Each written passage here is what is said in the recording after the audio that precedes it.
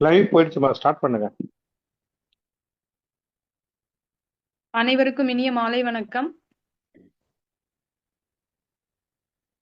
ரொம்ப நாளைக்கு பிறகு எல்லாரையும் சந்திப்பதில் மிக்க மகிழ்ச்சி. நமது வாருங்கள் படைப்போம் குழு 250வது நிகழ்வை கடந்து இன்றைக்கு ஒரு புது பொலிவுடன் இந்த முயற்சியை எடுத்துள்ளோம். தனிப்பட்ட முறையில் இது எனக்கு ஒரு ஸ்பெஷலாகவும் இருக்கு. நான் நியூசிலாந்து போயிட்டு ஊர் திரும்பின கையோடு முதல் வேலையா இந்த நிகழ்வை நடத்துறது ரொம்பவே நிகழ்ச்சியா இருக்கு. அங்கிருந்த போது கூட நான் இந்த நிகழ்வு பற்றிய நிறைய யோசிச்சிருக்கேன். நிக நிகழ்வுக்குள்ள போறதுக்கு முன்னாடி நான் உங்ககிட்ட எல்லாம் சில விஷயங்கள் சொல்லணும். தமிழகத்தோட புதிய முதல்வராக பொறுப்பேற்றிருக்கிற திரு சி ஜோசப் விஜய் அவர்களுக்கு நமது குழுவின் சார்பாக மனமார்ந்த வாழ்த்துக்களை தெரிவித்துக் கொள்கிறேன். ஒரு படைப்பாளியா அவரோட ஆட்சியில கலைக்கும் இலக்கியத்துக்கும் நிறைய முக்கியத்துவம் கிடைக்கும்னு நம்புறேன். இன்னைக்கு நம்மளுடைய வாருங்கள் படைப்போம் குழுவின் இந்த புது பொழிவுடைய 2.4 பயணத்தை தொடங்கி வைக்க வந்திருக்கிற சிறப்பு விருந்தினர், மதிப்பிற்குரிய நமது குழுவின் உறுப்பினரும் கூட முனைவர் சி முத்துமாலை அவர்களை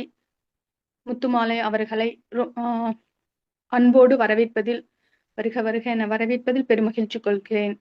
உங்களுடைய இந்த வருகை எங்களுடைய பெரிய இந்த பயணத்தின் முதல் துவக்கமாக நீங்க வந்திருப்பது இந்த ஒரு பலமா நினைக்கிறேன். ஏன்னா இது ஒரு புதிய முயற்சி நாங்க எடுத்திருக்கோம். அதற்கு நீங்க கொடுத்திருக்கிற ஒத்துழைப்பு மிகப்பெரியது. அதற்கும் நன்றிகள். உண்மையை சொல்லப்போனா ஒரு படைப்பாளரின் படைப்புலகத்தை முழுமையாக அலசும் இந்த முதல் நிகழ்வு நமக்கு ஒரு ஆய்வு முயற்சி போன்றதுதான். ஒரு புதிய வடிவத்தை கையில் எடுத்திருக்கிறோம். இது ஒரு பரிசோதனை முயற்சியாக தொடங்கினாலும் கண்டிப்பாக இது ரொம்ப சிறப்பாகவும் நமக்கெல்லாம் ஒரு நல்ல கற்றல் அனுபவங்களையும் கொடுக்கும் என்பதில் சந்தேகமில்லை. அதே போல இன்னைக்கு விவாதத்தை முன்னெடுத்து நடத்துபவர்கள் இரண்டு நமது குழுவினுடைய பேக் போன்ஸ் சொல்லலாம். அப்படி தோழிகள் கலையரசி அண்ட் கலைபாலா அவர்கள் தான் இந்த நிகழ்வினுடைய ஒருங்கிணைப்பாளர்களா இருந்து ஆக்சுவலி இந்த நிகழ்வை அவங்க கலந்துரையாடலை நிகழ்த்த போறாங்க. அவர்களுக்கும் இந்த நேரத்தில் அவர்களையும் வருக வருக என வரவேற்று இந்த நிகழ்வை சிறப்பாக துவங்குவதற்கு அவர்களையும் ஊக்கப்படுத்தி வழி நடத்த காத்திருக்கிறேன். குழுவில் இணைந்துள்ள நமது மூத்த தோழர்கள் அனைத்து நண்பர்களையும் வருக வருக என இந்த புதிய நிகழ்விற்கு வரவேற்று நிகழ்விற்குள் இனிதே செல்வோம். நமது விருந்தினர் அவர்களை பற்றி ஒரு அறிமுக உரை வழங்குவதற்கு தோழர் தேவா அவர்களை கேட்டுக்கொள்கிறேன். அனைவருக்கும் இனிய மாலை வணக்கம். படைப்பாளர் முனைவர் சி முத்துமாலை அவர்கள் சென்னை எத்திராஜ் மகளிர் கல்லூரியில் உதவி பேராசிரியராக பணியாற்றி வருகிறார். கல்வி பணியையும் தமிழ் பணியையும் இரு கண்களாக கொண்டு செயல்பட்டு வரும் சிறந்த தமிழ் அறிஞர். தற்போது சென்னையில் வசித்து வருகிறார். தனித்தமிழ் மீது கொண்ட ஈடுபாட்டால் மரபு கவிதைகளை சிறப்பாய் எழுதுபவர். சிறுகதைகளையும் தொடர்ந்து எழுதி வருகிறார். மேலும் துறைசார் மரபுகளை பின்பற்றி கலை சொற்களை உருவாக்கும் பணியிலும் ஈடுபட்டு வருகிறார். இதனுடன் கம்பராமாயணம் தொடர்பான ஆய்வு கட்டுரைகளையும் எழுதியுள்ளார். இவரின் படைப்புகள் கம்பராமாயணத்தில் கட்டமைப்பு, சிலப்பதிகாரத்தில் மனித உறவுகள், கம்பர்தம் மாந்தர்கள், வளர்ப்பிறை, பன்முக பார்வையில் சங்க இலக்கியம், படைப்புகள் மட்டுமின்றி உலக தமிழ் சங்கம், அனைத்திந்திய தமிழ் எழுத்தாளர்கள் சங்கம், பொதிகை தமிழ் சங்கம் ஆகிய அமைப்புகளில் இணைந்து தமிழ் பணியாற்றி வருகிறார். இவர் பெற்ற விருதுகள் 2021ஆம் ஆண்டு தமிழக அரசின் தூய தமிழ் பற்றாளர் விருதை பெற்றுள்ளார். மேலும் கம்பன் கழகம் வழங்கிய தமிழ் நிதி விருது, தமிழக ஆராய்ச்சி வளர்ச்சி நிறுவனம் வழங்கிய ஆசிரியர் செம்மல் விருது, அனைத்திந்திய தமிழ் எழுத்தாளர்கள் சங்கம் வழங்கிய நல்லாசிரியர் விருது, பெங்களூரு தமிழ்ச்சங்கம் வழங்கிய தனி தமிழ் பாவனர் விருது உள்ளிட்ட பல்வேறு விருதுகளையும் பெற்றுள்ளார். இன்று படைப்பாளருடன் கலந்துரையாடல் செய்ய இருக்கும் மௌனித்திருக்கும் மூங்கில் வனத்தின் ஆசிரியர் திருமதி கலைபாலா மற்றும் காக்னிட்டிவ் அண்ட் எஜுகேஷனல் தெரபிஸ்ட் கவிஞர் கலையரசி அவர்களும் அவர்களுக்கும் பங்கு கொண்டிருக்கும் தமிழ் உள்ளங்கள் அனைவருக்கும் இனிய மாலை வணக்கம். ஒரு அருமையான வரவேற்புரையை வழங்கினீர்கள் தேவா, நன்றிகள் அதற்கு. கலந்துரையாடல் துவங்க உள்ளது. கலை வெகு நாட்களுக்கு பிறகு ஒரு சிறந்த படைப்பாளரை சந்திப்பதில் மிக்க மகிழ்ச்சி. அது ஒரு உதவி பேரா கலந்துரையாடுவதற்கு என்னோடு காத்திருக்கும் கலையரசி மேமுக்கும் படைப்பாளர் முத்துமாலை மேமுக்கும் என்னோட மாலை வணக்கத்தை தெரிவித்துக் கொள்கிறேன். மேம், என்னோட முதல் கேள்வி, பண்டைய கால நிகழ்வுகளை வந்து நம்ம அறிந்து கொள்வதற்கு ஒரு சிறந்த கால கண்ணாடி அப்படின்னா சங்க இலக்கியங்கள் அப்படின்னு சொல்லியிருப்பீங்க. அதன் அடிப்படையில தமிழர்களின் வணிக மரபு, வாழ்வியல், அது மாதிரி காதல், இப்ப ஒரு முக்கிய குறிப்புகளா நம்ம சங்க இலக்கியங்கள் வந்து எடுத்துக்கலாம். இந்த பண்புள்ள பாடலின் சங்க இலக்கியங்கள் எழுதுறதுக்கோ இல்ல ஒருத்தவங்க எந்த மாதிரியான சான்றுகள், தரவுகள் எல்லாம் நம்ம எதுல இருந்தெல்லாம் சேகரிக்கலாம்னு நினைக்கிறீங்க? வணக்கம் மேம். இந்த கலந்துரையாடல்ல இணைய வழியில் இணைந்திருக்கிற எல்லாருக்கும் என்னுடைய நன்றியை தெரிவித்துக் கொள்கிறேன். இது சங்க இலக்கியத்தினுடைய அடிப்படையில நம்ம செய்த ஆய்வு அப்படிங்கிறதுனால சங்க இலக்கிய நூல்கள் எல்லாத்தையுமே பரவலா நான் சான்றுக்கு எடுத்திருக்கேன். அதை தாண்டி வந்து ஆய்வு நோக்கில் பார்க்கும்போது சங்க இலக்கியத்தை பற்றிய ஆய்வு நூல்களாக இருக்கக்கூடிய சங்க இலக்கியத்தில் நிலங்கள், குடிகள், வழிபாடுகள்னு ஒரு நூல், அதுக்கப்புறம் வந்து பழந்தமிழர் வழிபாடு மரபுகள், அப்புறம் தமிழக வரலாறும் பண்பாடும் கே பிள்ளை அவர்களுடைய நூல், இதெல்லாம் வந்து பெரும்பான்மையாக எனக்கு இந்த ஆய்வு நூலை வந்து எழுதுவதற்கு வந்து உதவியா இருந்ததுன்னு சொல்லலாம். இது இல்லாம பிற நூல்கள் அப்படின்னு கட்டுரை எழுதுறதுக்கு அப்படின்னு இந்த சான்று தரவுகள் இல்லாம வேற ஏதாவது நம்ம எடுத்துக்கிறோம் அப்படின்னா அதுல உங்களோட எதை மேம் எடுத்துக்கலாம்? நூல்கள் இல்லாமன்னா சில ஆய்வு கோவைகள்ல வந்து மற்றவங்க எழுதியிருக்கிற சங்க இலக்கியத்தை வந்து அடிப்படையாக கொண்டு மற்றவர்கள் எழுதியுள்ள ஒரு கட்டுரைகளையும் நம்ம பார்க்கலாம். அப்படின்னா நிறைய கருத்தரங்குகள்ல நடந்த ஆய்வு கோவைகள் வெளிவந்திருக்கும் இல்லையா, அதெல்லாம் வந்து நூலகத்துல இருந்து நான் எடுத்து இந்த ஆய்வுக்கு பயன்படுத்தியிருக்கேன். அதை வந்து துணை நூல் பட்டியலில் வந்து அதை சொல்லியிருக்கேன். வணக்கம். எனக்கு இந்த வாய்ப்பை கொடுத்த கலைபாலா, வினிதா மோகன் அண்ட் ஒளிவண்ணன் ஐயா அவர்களுக்கும் நன்றி. என்னை அறிமுகப்படுத்திய தேவா அவர்களுக்கும் நன்றி. வணக்கம் மேடம். வணக்கம். நான் வந்து உங்களோட புக்கு கம்பர் தம் மாந்தர்கள் என்ற புக்கை நான் படித்தேன். நம்ம கம்பராமாயணத்தை சின்ன வயசுல இருந்தே நம்ம படிச்சிருக்கோம். அதோட இந்த கதையும் நம்மளுக்கு எல்லாருக்கும் தெரியும். ஆனா உங்க புத்தகத்தை படிச்ச பிற்பாடுதான் அந்த கதையை வந்து ஒரு புதிய கோணத்துல இருந்து யோசிக்க ஆரம்பிச்சேன். எனக்கு வந்து உங்க புத்தகத்துல முதல் கட்டுரையில இந்த வரிகள் எனக்கு ரொம்ப பிடிச்சிருந்தது. ஒரு படைப்பாளர் தன்னுடைய படைப்பினை அவனுக்கு பின்னும் பல நூற்றாண்டுகள் மக்களால் நினைக்கப்பட வேண்டும் என்றே படைக்கிறான். இதற்கு கம்பராமாயணம் சிறந்த சான்றாக திகழ்கிறது என்ற வரிகள் எனக்கு ரொம்ப கவர்ந்துச்சு. அப்பதான் நான் யோசிக்க ஆரம்பிச்சேன், உண்மையான படைப்பாளி எப்படி இருக்கணும் அப்படின்றத நான் ரொம்ப என்னை சிந்திக்க வச்சது இந்த வரிகள்.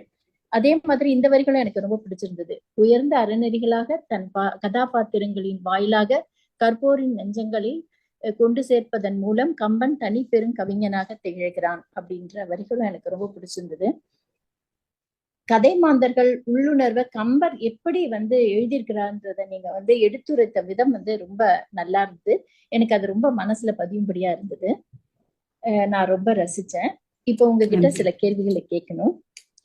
நீங்க கம்பராமாயணத்தின் கட்டமைப்பு மற்றும் கம்பர்த்தம் மாந்தர்கள் என்ற இரு புத்தகத்தை வந்து கம்பராமாயணத்தை மையமா வச்சே எழுதியிருக்கீங்க. குறிப்பா கம்பரை தேர்ந்தெடுத்ததுக்கு காரணம் என்ன? கம்பர் மேல் இருக்கும் அபிமானமா? கம்பர் மேல் இருக்கிற அபிமானம் ஒரு காரணம். ஏன்னா சின்ன வயசுல நம்ம இந்த மனப்பாட பகுதியெல்லாம் படிக்கும்போது ஒரு பாடல் கம்பராமாயணத்துல இருந்து நமக்கு கிடைச்சிருக்கும். அது ஒரு மனசுல பதிஞ்சிருந்தது. இன்னொன்று வந்து நான் ஆய்வு செய்ய போகும்போது முதல்ல கம்பராமாயணத்துல இருந்து ஆய்வு செய்யணும்னு ஒரு ஆசையோட போனேன். என்னுடைய ஆய்வு நெறியாளர் வந்து முன்னாள் துணைவேந்தர், சென்னை பல்கலைக்கழகத்தினுடைய முன்னாள் துணைவேந்தர் பொன் கோதண்டராமன் ஐயா. அவர் என்ன சொன்னார்னா, கம்பராமாயணம் திருக்குறள்லாம் நிறைய பேர் பண்ணிட்டாங்க, மறுபடியும் ஏன் கம்பராமாயணம் பண்ணணும்? இப்போ வந்து புதிய துறைகள்லாம் வந்திருக்கு. இப்போ இந்த ஸ்ட்ரக்சரலிசம், கட்டமைப்பு இல்லை கட்டுடைத்தல், இந்த மாதிரி ஏதாவது ஒரு துறையை எடுத்து நீங்கள் பண்ணுங்க அப்படின்னு சொன்னாங்க. அப்போ நான் என்ன பண்ணினேன்னா, அந்த கட்டமைப்பு பற்றி அவர் சொன்ன செய்திகள், நான் வந்து 98ல் ஆய்வு பண்ணேன் இந்த கட்டமைப்பு. அப்போ கட்டமைப்பு பற்றிய நூல்கள்லாம் அவ்வளோ வரல. அவர் வந்து ஸ்ட்ரக்சரல் அனாலிசிஸ்னு ஒரு புத்தகம் எழுதியிருந்தாரு. அதனால அதையும் அடிப்படையா வச்சுட்டு நான் என்ன சொன்னேன்னா, இந்த கட்டமைப்பியலேயே நான் வந்து கம்பராமாயண கட்டமைப்போடு இணைத்து பண்ணிட்டேன் அப்படின்னு சொன்ன உடனே அவர் ரொம்ப மகிழ்ச்சியோட ஒத்துக்கிட்டாரு. அதனால முனைவர் பட்டத்துக்கு அந்த தலைப்பையே நான் தேர்ந்தெடுத்தேன். அந்த கம்பராமாயண கட்டமைப்பு அப்படிங்கிறது வந்து பிஹெச்டி ஆய்வுக்காக எடுத்துக்கொண்டு ஒரு நூல். அந்த ஆய்வை தான் வந்து நான் நூலா பண்ணேன். அதுல வந்து பாத்திரங்கள் வழி கட்டமைப்பு, நிகழ்ச்சி வழி கட்டமைப்பு, அப்புறம் வந்து கிளைக்கதைகள் கட்டமைப்பு, அப்படி நிறைய இயல்களாக அதை பிரிச்சு நான் ஆராய்ச்சி பண்ணியிருந்தேன். ஆனா வந்து இன்னும் கம்பரை முழுமையா அதை வந்து நம்ம சொல்லலையோ, ஒரு ஒரு ஆய்வு மாதிரியே போயிடுச்சு அப்படின்றதுல வந்து கம்பராமாயணத்துல இருக்கக்கூடிய கதாபாத்திரங்களை பத்தி அதிகமா பேசணும்னு மனசுல இருந்தது. அதனால அதுக்கப்புறமா ஆய்வெல்லாம் முடிச்ச பிறகு கம்பர் மாந்தர்கள் அப்படிங்கிற ஒரு நூல்ல வந்து தனித்தனியா எல்லா கதாபாத்திரங்களையுமே உள்ள கொண்டு வர்ற மாதிரியான ஒரு ஆய்வு. பெண் பாத்திரங்கள் இருக்கும், மீவியல் கதாபாத்திரங்கள் இருக்கும். இப்ப ராவணன் எல்லாம் வந்து எதிர்நிலை கதாபாத்திரங்களா வச்சு அப்படி தனித்தனியா ஆய்வு செய்தேன். அதுதான் இந்த கம்பர் மாந்தர்கள் நூல் மேம். நன்றி.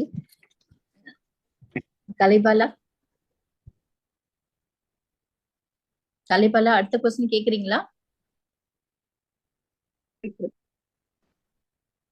மாதிரி ஆய்வுகள் படிக்கும் போது எங்களுக்குமே நிறைய தரவுகள் கிடைக்குது. நாங்களும் தெரியாத விஷயங்கள்லாம் நிறைய தெரிஞ்சுக்க முடியுது. மிக்க நன்றி மேம். மேம் இப்போ கடவுள் நம்பிக்கை எப்படி உருவாச்சு அப்படின்ற கேள்வி வந்து என் பையனுமே அடிக்கடி கேட்டுட்டே இருப்பான். எனக்குமே அது வந்துட்டே இருக்கும் திரும்ப திரும்ப. அப்படி பார்க்கும்போது இப்ப உங்களோட அந்த புத்தகத்துல இருந்தது தொல்காப்பிய இறைநெறி அப்படி இந்த கட்டுரையில என்ன சொல்லியிருக்காங்கன்னா, இயற்கை மேலுள்ள ஒரு அதீத பயமும் வருங்காலத்தை பத்தின ஒரு அச்சமும் வரும்போதுதான் இவங்க வந்து ஒரு கடவுள் நம்பிக்கைக்குள்ளேயே போறாங்க. அதுவும் இல்லாம அவங்க வந்து ஒரு சமயத்தின் அடிப்படையில இல்லாம அந்த நிலத்தின் அடிப்படையில அந்த கடவுள்கள் வந்து பிரிக்கப்பட்டதா சொல்லியிருப்பீங்க. அந்த மாதிரி நீங்க ஆய்வு செஞ்சதுல ஒரு நிலத்தின் அடிப்படையில கொஞ்சம் வித்தியாசமாகவும் இல்ல ஒரு வியப்பாகவும் இருந்த ஒரு நிலமும் அது சார்ந்த கடவுளோ பத்தி உங்களோட நீங்க சொன்ன மாதிரி வந்து நிலத்தினுடைய அடிப்படையில தான் வந்து அந்த கடவுளை வந்து தொல்காப்பியர் பிரிச்சிருப்பாரு. இப்ப முல்லைக்கு வந்து மாயோன் திருமால், அதுக்கப்புறம் குறிஞ்சிக்கு வந்து முருகன், மருதத்திற்கு வந்து இந்திரன், நெய்தலுக்கு வருணன் அப்படி பிரிச்சிருப்பாங்க. பாலைக்கு வந்து கொற்றவை என்பதை வந்து தொல்காப்பியர் அந்த கருப்பொருள் அடிப்படையில பிரிக்காம பின்னாடி கொற்றவை நிலைய என்ற துறையில வந்து புறத்திணையில வந்து சொல்லியிருப்பாரு. இப்படி இந்த பிரிச்சிருக்கிற இந்த கடவுள்கள் பத்தி பார்க்கும்போது அந்தந்த நிலத்துல அந்த கடவுளுடைய சிறப்புகள் வந்து வெளிப்படுற மாதிரி தான் இருக்கு. இதுல நான் ஆராய்ச்சி நோக்குல வந்து இறைநெறிகள் பற்றி பார்க்கும்போது இப்ப பெரும்பாலும் ஆக்கல், காத்தல், அழித்தல் அப்படின்னும் போது நம்ம திருமால், பிரம்மன், சிவன் பத்தி பார்க்கிறோம். இதை தாண்டி ரொம்ப வியப்புக்குரிய கடவுளா இருந்தது வந்து அந்த குறிஞ்சி நில கடவுளான முருகனை சொல்லலாம். ஏன் அப்படின்னா வந்து ரொம்ப ஒரு அந்த பெருந்தெய்வங்களை விட வந்து ஒரு பெரிய வல்லமையும் ஆற்றலும் உடைய ஒரு கடவுளாக, பெருந்தெய்வம்னு சொல்லக்கூடாது, முருகனையே வந்து பெருந்தெய்வம் அடிப்படையில தான் கொண்டு வராங்க. திருமாலை விட ஒரு ஆற்றல் மிகு கடவுளாக வந்து சங்க இலக்கியத்துல நம்ம பார்க்குற பரிபாடல்ல நிறைய முருகனை பற்றிய செய்திகள் வந்து நிறைய விஷயங்கள் வந்து சொல்லியிருக்காங்க. அதுக்கப்புறம் வந்து இதுல வியப்பா நான் பார்த்தது என்னன்னா வந்து தீமையை அழித்து நல்லவர்களை காக்கின்ற ஒரு கடவுளாக அவரை காட்டுறது. ரொம்ப சீற்றமுடைய கடவுள் அப்படிங்கிறதுனால அவர் மேல வந்து அந்த கடவுள் மேல வந்து அதிகப்படியான அச்சம் மக்களுக்கு இருந்திருக்கு அப்படிங்கிறத வந்து நம்ம அந்த சங்க இலக்கியங்கள்ல பார்க்குறோம். இன்னொன்று வந்து அந்த வெறியாட்டு மூலமாக வந்து பெண்களுடைய நோயை தீர்ப்பது, அந்த காலத்திலேயே வந்து அந்த மாதிரி ஒரு நம்பிக்கையை கொண்டு வந்த கடவுளா இருக்காங்க. அப்புறம் வந்து இந்த கட்டுவீச்சியை அழித்து இந்த குறிப்பாக்குறது, பின்னாடி நடக்க போறது முன்னாடியே சொல்ற அந்த விஷயங்கள் எல்லாம் வந்து அப்புறம் வழிபடுபவர்கள் மீது வந்து அந்த தெய்வமே ஏறி என்ன சொல்லணுமோ அதை அந்த சாமி வர்றதுன்னு சொல்லுவோம்ல, அந்த மாதிரி அந்த வெறியாட்டு நிகழ்வுல வந்து நடந்ததை கூட சொல்றாங்க. இதுல நிறைய முருகனை பற்றிய செய்திகள் பார்க்கும்போது எனக்கு ரொம்ப வியப்பா இருந்தது. பெரும்பாலும் நம்ம அந்த பெருமாள் கும்பிடுறோம், சிவனை கும்பிடுறோம் அப்படிதான் இருக்கு. முருகனை வந்து அந்த அளவுக்கு முன்னிலைப்படுத்தலையோ அப்படிங்கிற மாதிரி இருக்கும்போது இந்த செய்திகள் வந்து எனக்கு கொஞ்சம் வியப்பை தர்ற மாதிரி இருந்தது. பயிற்சி மேம். அது மாதிரி இப்ப நீங்க அந்த கட்டுரையில ஒரு பாடல் தொல்காப்பிய பாடல் வழியாவே எந்தெந்த கடவுள்னு சொல்லியிருப்பீங்க. அந்த ஒரு 4 லைன் மட்டும் சொல்லியிருக்காங்க. மாயோன் மேய காடுரை உலகமும் சேயோன் மேய மைவரை உலகமும் வேந்தன் மேய தீம்புணல் உலகமும் வருணன் மேய பெருமணல் உலகமும் முல்லை குறிஞ்சி மருதம் நெய்தல் என சொல்லிய முறையால் சொல்லவும் படுமே அப்படின்ற அந்த தொல்காப்பிய பாடல் வழியா அவங்க கடவுள் வழிபாடு வந்து காட்டியிருப்பாங்க. நன்றி மேம். இதன் மூலமா நாங்களும் தெரிஞ்சுக்கிட்டதுல மிக்க மகிழ்ச்சி. இதே மாதிரி என்னோட அடுத்த உங்களோட இந்த இந்த புத்தகத்துல வந்து 2வது கட்டுரையில பாத்தீங்கன்னா இந்த வரிகளை எனக்கு ரொம்ப பிடிச்சிருந்தது. ஒரு இலக்கிய படைப்பு மக்களை மகிழ்விப்பதோடு நின்று விடாமல் அவர்களை நல்வழிப்படுத்தும் வகையில் அமைதல் வேண்டும் எழுதியிருந்தீங்க. இந்த வரிகள் எனக்கு ரொம்ப மனசு தொட்டுச்சு. ஏன்னா நான் வந்து குழந்தைங்களுக்கு கவுன்சிலிங் பண்ணும்போது நான் சொல்லுவேன், நல்ல கருத்துள்ள புத்தகத்தை படிக்கணும் அப்படின்றத நான் ரொம்ப வலியுறுத்தி சொல்லுவேன். இந்த புத்தகத்துல பாத்தீங்கன்னா 3வது கட்டுரை பாத்தீங்கன்னாக்கா பெண் பாத்திரங்கள் தனியா எழுதியிருக்கீங்க. நம்ம சாதாரணமா ராமாயணத்துல வந்து சீதையோட பண்புகள், சீதையோட கதாபாத்திரம் தான் நம்ம மனசுல யூஸ்வலா பதிஞ்சிருக்கும்.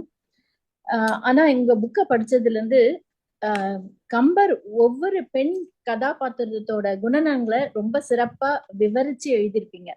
அது ரொம்ப அழகா இருந்தது. அதனாலதான் வந்து ராமரை பெற்ற தாய் கோசலையின் குணநலங்களையும் ராமரை வளர்த்த தாய் கைகேயின் குணநலங்களையும் என்னால கம்பரை வந்து எப்படி கையாண்டிருக்காருன்னு ஒப்பிட்டு பார்க்க முடிஞ்சது, கம்பேர் பண்ணி பார்க்க முடிஞ்சது. ரொம்ப சிறப்பா இருந்தது. இதை தொடர்ந்து எனக்கு இன்னொரு கேள்வி, சீதையை தவிர வேறு எந்த பெண் கதாபாத்திரம் உங்களை அதிகமாக கவர்ந்தது? சீதையை வந்து எந்த அளவுக்கு வந்து கம்பர் போற்றி புகழ்ந்து அவளுடைய அழகையும் குணநலன்களையும் சேர்த்து சொல்றாரு, அது மாதிரி நிறைய பெண் பாத்திரங்களை பற்றி அவர் வந்து குறிப்பா புகழ்ந்துதான் சொல்லியிருப்பாரு. இப்ப தாரையை பார்த்தீங்கன்னா அவளுடைய அறிவுத்திறனை ரொம்ப புகழ்ந்து சொல்லியிருப்பாரு. மண்டோதரியினுடைய கற்பு நிலை, இந்த மாதிரி நிறைய பெண் பாத்திரங்களை பற்றி சிறப்பா சொல்லியிருப்பாங்க. ஆனா சீதையை தவிர மனம் கவர்ந்த கதாபாத்திரம் அப்படின்னு சொன்னோம்னா வந்து நம்ம சுமித்திரை கதாபாத்திரத்தை சொல்லலாம். அதாவது ஒரு தன்னலமற்ற ஒரு கதாபாத்திரமா இருக்காங்க அவங்க. ராமாயணத்துல வந்து ரொம்ப அதிகமா பேசப்படாத ஒரு கதாபாத்திரம். நிறைய இடங்கள்ல அவங்க பேசினதே பார்க்க முடியாது. அவங்க காட்டுக்கு போகும்போது வந்து இலக்குவனுக்கு அவங்க சொல்லி அனுப்புற ஒரு செய்தியா நம்ம பார்க்குறோம் அவங்க சுமித்திரை கதாபாத்திரத்துல. அதுல வந்து அவங்க சொல்லும்போது பார்த்தீங்கன்னா, ராமன் செல்லும் வனமே உனக்கு அயோத்தி அப்படின்னு சொல்லுவாங்க. இன்னொன்னு சீதையே உன்னுடைய தாய் அப்படிங்கறது சொல்றாங்க. அதுக்கப்புறம் ராமன் மீண்டு வந்தால் வா, இல்லை என்றால் அவனுக்கு முன் முடிந்து விடு அப்படின்னு. அது வந்து எந்த தாயுமே தன்னுடைய மகனை பிரிவதற்கு வந்து ஆசைப்பட மாட்டாங்க. காட்டுக்கு போறது ராமனா இருந்தாலும் அவனுக்கு காவலுக்கு வந்து லக்குவனை கூட அனுப்பி ஒரு அந்த தூய்மையான உள்ளம். அதே மாதிரி அவங்களுடைய பேச்சிலையும் அது வெளிப்படுது. இது வந்து லக்குவனுடைய குணத்தை வந்து இவங்க வாயிலாக வெளிப்படுத்துற மாதிரி தான் இருக்கு. இவங்க போகாதேன்னு சொன்னாலும் லக்குவன் போகாம இருக்க போறது இல்லை. அந்த மாதிரி ஒரு ஒரு புரிதலோட இருக்கக்கூடிய ஒரு தாய் உள்ளமா நான் அதனால எனக்கு சுமித்திரை கதாபாத்திரம் ரொம்ப பிடிக்கும். நானுமே அதை நீங்க எழுதியிருந்தீங்க. அது வந்து கம்பர் வந்து கொஞ்சம் இடத்தான் அவங்கள பத்தி ஆமா அதிகமா பேசாத சத்ருகனும் சுமித்திரையும் வந்து ரொம்ப அதிகமா பேசாத கதாபாத்திரம் தான் கம்பராமாயணம். நானுமே அதை நினைச்சேன், அது ரொம்ப நல்லா இருக்கே அப்படின்னு நினைச்சேன். நீங்களும் அதுதான் சொன்னீங்க. நன்றி. கலைபாலா. கலைமாமோட அந்த கேள்வியை தொடர்ந்துதான் கேள்வியும் இருக்கும்னு நினைக்கிறேன். ஏன்னா இது வந்து பெண் ஆளுமைகள் பத்தி நீங்க ஒரு இது எழுதிருக்கீங்க, ஒரு கட்டுரை. அதுல வந்து இப்ப ஆளுமை அப்படின்றது உடல் அமைப்பு மட்டும் இல்ல, அவங்களோட ஆளுமை அவங்களோட பண்பு சார்ந்ததுதான் ஆளுமை அப்படின்னு சொல்லியிருப்பீங்க. நம்ம படிச்சு பெரும்பாலும் நம்ம தெரிஞ்சிட்டது என்னன்னா, ஒரு தலைவனை நினைத்துதான் தலைவி வந்து உடல் இழைத்ததாக அவங்களோட இடையணிகள் எல்லாம் கலந்து விழுந்ததாக நம்ம படிச்சிருக்கோம். இந்த கட்டுரையில வந்து முதல் முறையா நான் பாக்குறேன், ஒரு ஆண் வந்து பெண்ணை நினைத்து அது ஒரு லைன் வருமா, பெரிய தோளுடைய இளம் பெண்ணின் நீரை போன்ற மென்மை தீயை போன்ற என் வலிமையை இழக்கச் செய்தது அப்படின்னு தலைவன் சொன்னது மாதிரி ஒரு கட்டுரை இருக்கும். அவளுடைய நினைவுனால அவன் வந்து இழைத்து போனது மாதிரி இதுல இருந்தது. இதுல வந்து அந்த தலைவிக்கு ஈக்குவலான ஒரு முன்னுரிமை வந்து தோழிக்கும் கொடுக்கப்பட்டிருக்கும் அப்படின்னு சொல்லியிருப்பீங்க. அது மாதிரி அந்த சங்க காலங்கள்ல பெண்களோட அந்த ஆளுமையை பத்தி நீங்க அறிஞ்சுக்கிட்ட விஷயங்களை எங்களோட பெரும்பாலும் வந்து சங்க காலத்துல வந்து நிறைய நம்ம பெண்பார் புலவர்கள்லாம் பார்க்குறோம். அதனால கல்வியில வந்து சிறந்து விளங்கிய பெண் புலவர்கள்லாம் இருந்திருக்காங்கன்றது நமக்கு தெரியுது நிறைய சங்க இலக்கிய பாடல்களை வைத்து. இதுல தலைவி தோழி அவங்களுடைய ஆளுமை பார்க்கும்போது தலைவிக்கு சமமானன்றதை விட தலைவியை விட அதிகமான ஆளுமை மிக்கவளாக தான் வந்து தோழியினுடைய கதாபாத்திரமே இருக்கு. அதாவது வந்து ஒரு களவு வாழ்க்கையை வந்து கற்பு வாழ்க்கையா மாத்துறதுல வந்து தோழியினுடைய பங்கு வந்து ரொம்ப அதிகம். தலைவன் வந்து தவறு செய்யும் பொழுது வந்து அவனை கடிந்துரைக்கின்ற ஒரு ஆற்றல் வந்து இந்த தோழிக்கு இருக்கிறத பார்க்குறோம். அந்த சங்க இந்த இதுல வந்து தொல்காப்பியர் வந்து சொல்லியிருப்பாரு, அச்சமும் நாணும் மடனும் முந்துறுத்தல் நிச்சமும் பெண்பார்க்குரிய அப்படின்னு சொல்லிட்டு தலைமகளுடைய இயல்பை சொல்லும் பொழுது ஆண்மகனுக்கு சொல்லும்போது பெருமையும் உரனும் ஆடுமேன அப்படின்னு சொல்வார். ஆனா அந்த பெருமையும் உரனும் இருக்கின்ற அந்த தலைமகனை வந்து அவ வந்து கடிந்து பேசுறா. தலைவியோட களவு வாழ்க்கையில் ஈடுபட்டு திருமணத்தை வந்து காலம் தாழ்த்தும் போது அவ வந்து ரொம்ப வந்து நேருக்கு நேராகவே அவ வந்து கடிந்து பேசுறது, ரொம்ப உரிமையோட அவனை தட்டி கேட்கறதெல்லாம் நம்ம பார்க்குறோம். அதில் ஒரு சொல் கூட எழுதியிருந்தேன் எனக்கு, அந்த வல்லாய் மன்ற நீ அல்லது செயலே, அதாவது நீ வந்து செய்யத்தகாத செயல் தான் நீ செஞ்சிட்டு இருக்க அப்படின்னு சொல்லுவா. அதே மாதிரி அவங்களுடைய அறிவுத்திறனை கூட நம்ம பார்க்கலாம். அந்த எந்தெந்த நேரத்துல எப்படி பேசணும் அப்படிங்கிற அந்த அறிவுத்திறன் பெரும்பாலும் வந்து அவளுக்குன்னு ஒரு தனி வாழ்க்கையே இல்லாத மாதிரி தான் இருக்கும். முழுக்க முழுக்க வந்து தலைவியினுடைய இன்பத்தை மட்டுமே மனசுல கொண்டுதான் அவளுடைய வாழ்க்கை நடந்திருக்கு. வேற எந்த இடத்துலயுமே தோழிக்கு ஒரு குடும்பம் இருந்தது, தோழிக்கு வந்து அதை தவிர வேற வேலையிலயோ இல்ல எதுலயோ மனசை செலுத்தின மாதிரியே இல்லை. தலைவியினுடைய இன்பம் அதை மட்டுமே மனசுல வச்ச ஒரு கதாபாத்திரமா தான் அந்த தோழியின் ஆளுமை வந்து நான் எழுதினேன். ரொம்ப ஆளுமை மிக்க கதாபாத்திரம் தான். நம்ம வந்து சாதாரணமா அந்த புறநானூற்றுல நம்ம அவையாருடைய பாடல் கூட பார்ப்போம். அந்த இவ்வே பீலியன் இந்த பாடல்ல வந்து அந்த அதியமானுக்கும் தொண்டைமானுக்கும் இடையே நடந்த போரை வந்து அவையார் வந்து தன்னுடைய அறிவாற்றலால நிறுத்தின செய்தியெல்லாம் வந்து நம்ம புறநானூற்றுல பார்க்கலாம். அதெல்லாம் கூட சான்றா சொல்லலாம். அதனால சங்க காலத்துல பெண்கள் வந்து ஆளுமை தன்மையோடு இருந்தாங்க அப்படிங்கிறது தான் என்னோட இது. அடுத்தது வந்து நான் அன்பை பத்தி நீங்க கூறியிருந்தீங்க அந்த புத்தகத்துல. அன்பு என்ற மனித பண்பிற்கு கம்பர் கொடுக்கும் முக்கியத்துவம் அப்படின்றத எழுதிட்டு கம்பராமாயணத்திலிருந்து 4 வரிகள் எழுதிப்பீங்க. அதுக்கு உதாரணம் வந்து அன்பிற்கும் உண்டோ அடைக்கலம் தாழ் அப்படின்றது, அடைக்கும் தாழ் அப்படின்ற திருக்குறளை வந்து மேற்கோள் காட்டியிருக்கீங்க. அது எனக்கு ரொம்ப சிறப்பா இருந்தது. அதே மாதிரி நன்றி உணர்வை பத்தி சொல்லும் போது என்னன்றி கொன்றார்க்கு உய்வுண்டாம் உய்வில்லை செய்நன்றி கொன்ற மகற்கு அப்படின்ற திருக்குறள்ல மேற்கோள் காட்டியிருக்கீங்க. ஆசையை பத்தி சொல்லும் போது ஆசையே எல்லா துன்பங்களுக்கும் காரணம், ஆசையை விட்டால் ஆனந்தம் அப்படின்ற வரிகளை எழுதிட்டு ஆசை அருமென்கள் அப்படின்றது திருமந்திரத்துல இருந்து 4 வரிகளை மேற்கோள் காட்டியிருக்கீங்க. அது எனக்கு ரொம்ப அருமையா இருந்தது. இதைய தொடர்ந்து ஒரு கேள்வி, கம்பர் மிகவும் வலியுறுத்தியது அன்பையா நன்றி உணர்வையா ஆசையை விடுவதா? உங்களோட கருத்து என்ன மேடம்? கம்பர் வந்து இந்த கம்பராமாயணத்தை அவர் எழுதின ஒரு அடிப்படை இது என்னன்னா அறம் வெல்லும் பாவம் தோற்கும். இதுதான் இதைதான் வந்து காப்பியம் முழுவதுமே எல்லா கதாபாத்திரங்கள் வழியாகவும் இதை அந்தந்த எங்கெங்க நிலைநிறுத்தணுமோ அங்கங்க ஒவ்வொரு கதாபாத்திரங்கள் வழியாகவும் இந்த அறம் வெல்லும் பாவம் தோற்குங்கிற அந்த சொல்ல வச்சிருப்பாரு. சீதை கதாபாத்திரத்திலையும் இந்த அடிகள் வந்து சொல்றத நம்ம பார்ப்போம். அதே மாதிரி அனுமன் வந்து பேசும்போதும் இந்த அறம் வெல்லும் பாவம் தோற்குங்கிறத சொல்வாரு. இதுல நன்றி உணர்வு அப்படின்னு சொன்னோம்னா வந்து நம்ம கும்பகர்ணனுடைய கதாபாத்திரத்தை எடுத்துக்கலாம். அந்த தன்னுடைய அண்ணனுக்காக வந்து தவறு அந்த பக்கம் இருந்தாலும் அவன் வந்து நன்றி உணர்வு காரணமாக அந்த பக்கமே இருந்து உயிர் விட்டது. ஆனா காப்பியம் முழுதும் கம்பர் சொல்றது அப்படின்னு நம்ம பார்த்தோம்னா அன்பு வழிதான் வந்து அவர் சொல்றாரு. அதாவது அன்பினால மட்டும்தான் வந்து இந்த உலகத்துல எல்லா விஷயங்களையும் வந்து நம்ம வந்து சாத்தியப்படுத்த முடியுங்கிறதுல வந்து கம்பர் வந்து உறுதியா இருந்திருக்காருன்னு சொல்லலாம். இந்த வசிட்டருடைய உரையில கூட வரும், அன்பை விட மனிதர்களுக்கு வந்து ஆக்கம் தருவது வேறு ஒன்றுமே இல்லை அப்படின்னு சொல்வாரு. அந்த கம்பருடைய வாய்மொழியா வர்ற சொல் வந்து முன்பு பின்பு இன்றி மூவுலகிற்கும் அன்பின் அல்லது ஓர் ஆக்கம் உண்டாகும். அன்பை தவிர ஆக்கம் என்பது இந்த உலகத்திலையும் எதுவுமே கிடையாது அப்படிங்கிற மாதிரி அவர் சொல்வாரு. இதுல இந்த காப்பியத்துல நம்ம பார்க்கும்போது மனித நிலையில, அதுக்கப்புறம் விலங்கு நிலையில, அப்புறம் வந்து அரக்கர் நிலையிலயும் வந்து அன்பு எப்படி இருந்தது அப்படிங்கிறத வந்து கம்பர் எடுத்து காட்டியிருப்பாரு. அந்த மனித நிலையில அன்பு அப்படிங்கிறதுக்கு வந்து நம்ம குகன் கதாபாத்திரத்தை எடுத்துக்கலாம். அந்த குகனுடைய அன்பு காரணமாக அவனை வந்து தம்பியாக ஏற்றுக்கொள்வது வந்து ஒரு அந்த நிகழ்வு. அவரை வந்து காட்டுக்கு புறப்பட்டு போகிற வழியில வந்து குகனுடைய அன்பை நம்ம பார்க்கிறோம். அடுத்து வந்து விலங்கு நிலையில் அன்பு அப்படின்னும் போது சுக்ரீவன் தன்னை போலவே மனைவி பிரிந்து இருக்கிறான் போது அவன் மேல ஒரு அன்பு கொண்டு அவனையும் வந்து தம்பியாக ஏற்றுக்கொள்கின்ற அந்த இது அங்கேயும் அன்பு வழியை தான் அவர் காட்டுறாரு. அதே போல அரக்கர் நிலையிலன்னு சொல்லும் போது வந்து ராவணனுடைய தம்பியாக இருந்தாலும் அவன் வந்து நல்ல குணத்தோட இருப்பதனால வந்து அவனையும் தம்பியா ஏத்துக்கிறாரு. என்னோடு எழுவரானோம் அப்படிங்கிறார். இப்போ வந்து நாங்க அண்ணன் தம்பிங்க 4 பேர் இல்லை 7 பேர் ஆயிட்டோம் அப்படிங்கிறத வந்து ராமனுடைய வாயிலாகவே கம்பர் வந்து சொல்றாரு. இதுல வந்து அவர் பெரும்பாலும் வந்து தனி மனித அறத்தை வந்து நிலைநிறுத்தணும் அப்படிங்கிறது தான் இந்த காப்பியத்தோட நோக்கம் அப்படிங்கிற மாதிரி நான் பார்க்குறேன். ஏன்னா அந்த ராமனுடைய பட்டாபிஷேகத்தப்ப வந்து வசிஷ்டர் அவர் அறிவுரை சொல்லும்போது சொல்வார், யாரோடும் பகை கொள்ளலம் என்ற பின் போர் ஒடுங்கும் நின் புகழ் ஒடுங்காது அப்படின்னு சொல்றது. அப்ப வந்து எந்த இடத்துலையுமே யாருமே வந்து போருக்கோ இல்லை வந்து ஒரு பெரிய ஆற்றலை காட்டணும் அப்படிங்கிறத நிலைநிறுத்தணுங்கிற மாதிரி கம்பர் எந்த இடத்துலையுமே சொல்லலை.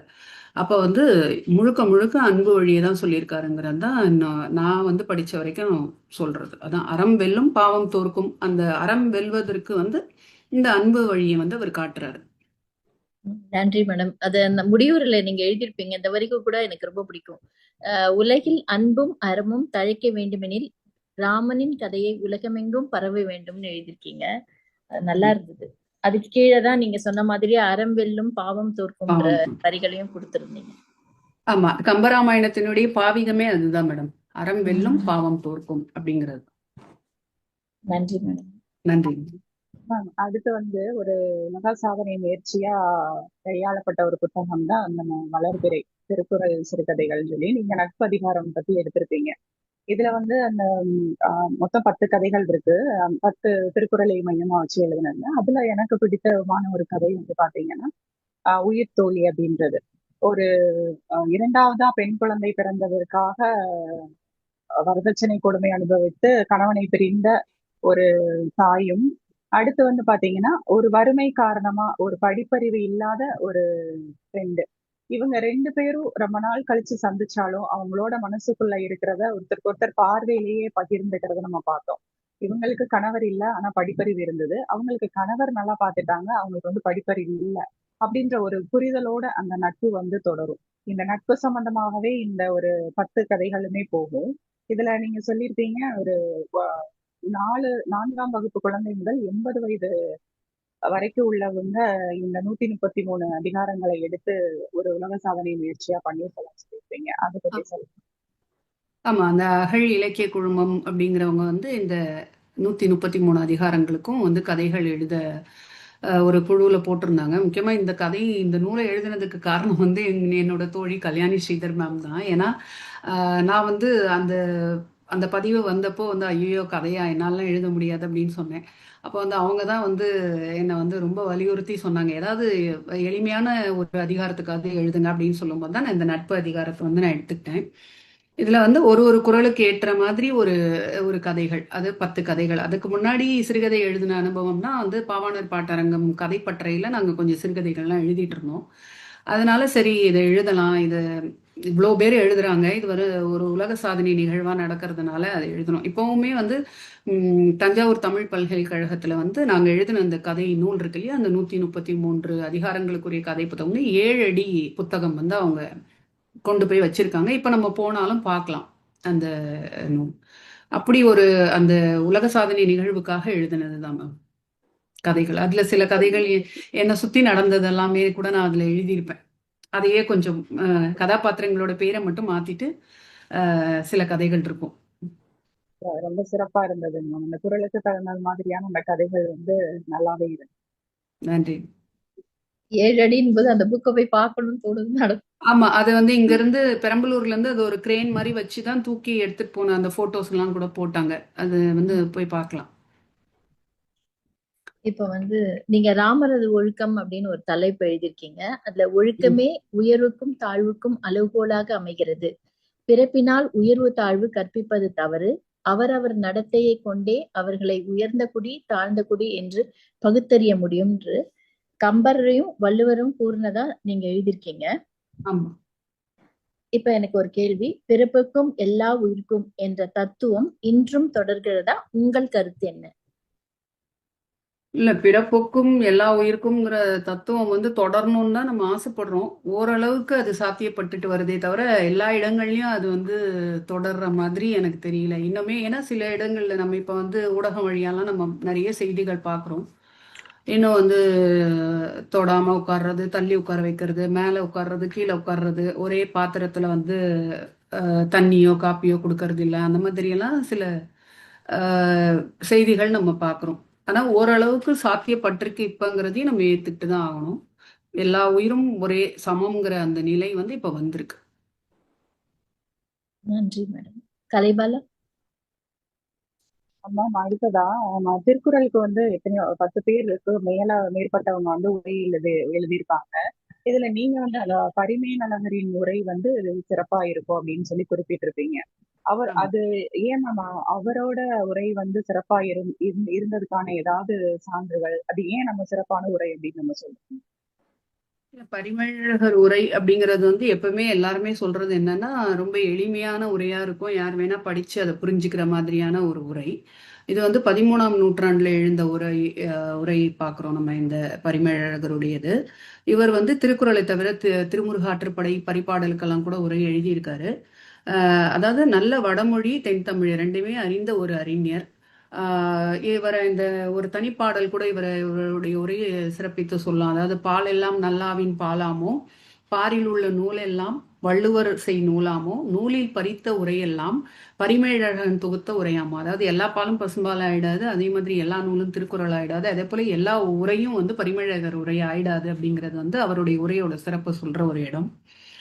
என்னன்னா நிறைய மேற்கோள்களை பயன்படுத்தி தன்னுடைய கருத்தை அவர் வந்து நிறுவுவார்.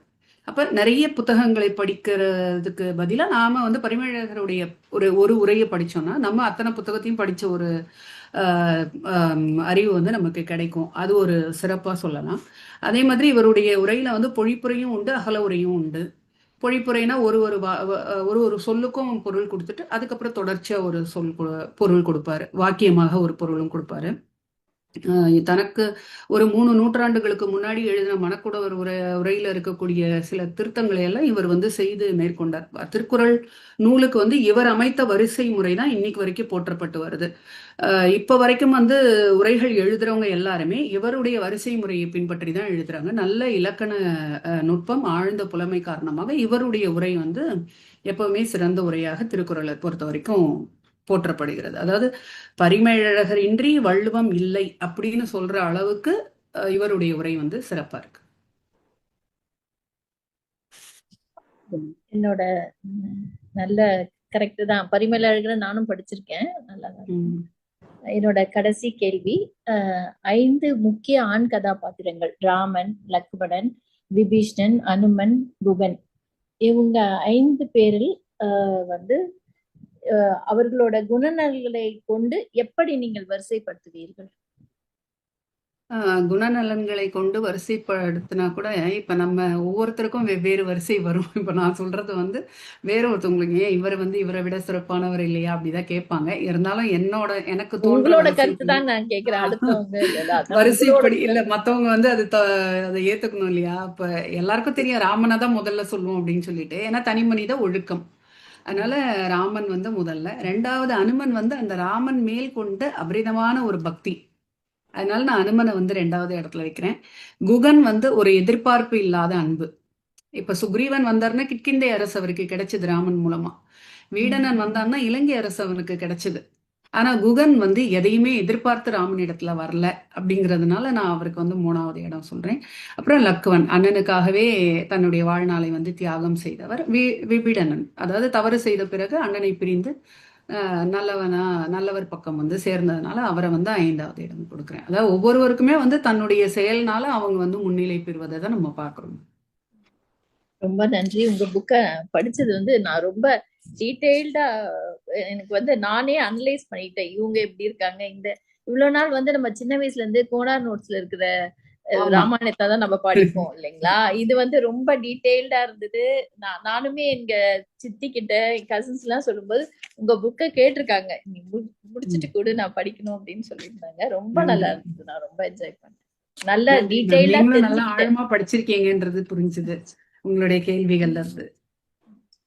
2.0 அந்த நோக்கமே அந்த படைப்பாளரோட படைப்புகள் வந்து நிறைய பேரை போய் சேரணும் அப்படின்றதுதான். அது கலைஞர் மூலியமா அது வந்து போய் சேருது அப்படின் போது நிச்சயமா.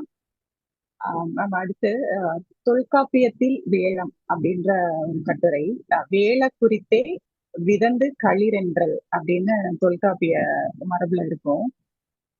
பண்டைய காலங்கள்ல வேலம் அப்படின்னா என்ன, அது வந்து எந்த மாதிரியான சப்போர்ட் எல்லாம் மனிதர்களுக்கும் போருக்கும் புரிஞ்சுச்சு அப்படின்னு ஒரு கட்டுரை ஆசிரியரா நீங்களே அதை பத்தி விளக்குறீங்கன்னா அது வந்து தமிழ் இலக்கியங்களில் வேழம் அப்படிங்கிறது ஒரு கட்டுரை. வேழம் அப்படின்னா வந்து யானை. யானைக்கு நிறைய பேர் இருக்குல்ல. கரி, கைமா, அதுக்கப்புறம் வந்து வாரணம், இந்த மாதிரி நிறைய பெயர்கள், களிறு. இதுல வந்து இந்த வேழம்ங்கிற ஒரு பேர் ரொம்ப அழகா இருந்தனால நான் அந்த தலைப்புல தமிழ் இலக்கியங்களில் யானைன்னு வைக்காம வேழம்னு வச்சு எழுதினேன். யானையோட பல பேர்கள்ல ஒன்றாக அது இருக்கிறதுனால. பெரும்பாலும் வந்து சங்க இலக்கியத்துல வந்து விலங்கினங்கள் வந்து நிலவாரியாக பிரிக்கப்பட்டது. எப்படி தெய்வங்கள் வந்து கருப்பொருள்ல பிரிக்கப்பட்டதோ அதே போலதான் இந்த விலங்குகளும் வந்து பிரிக்கப்பட்டது. இதுல வந்து பாத்தீங்கன்னா பாலை நிலம், அந்த குறிஞ்சி நிலத்துல பாத்தீங்கன்னா புலி, கரடி, யானை, சிங்கம் இதெல்லாம் வந்து குறிஞ்சி நிலத்தை சார்ந்த விலங்குகளா இருக்கும். பாலையில வந்து சென்னாய், வலுவிழந்த யானை எல்லாம் பாலை நிலத்துக்குரிய விலங்குகள். அப்புறம் முல்லையில வந்து பாத்தீங்கன்னா காடு சார்ந்த இடம் இல்லையா, மான், முயல் இதெல்லாம் அதற்குரிய விலங்குகளாக தொல்காப்பியர் பிரிச்சிருப்பாரு.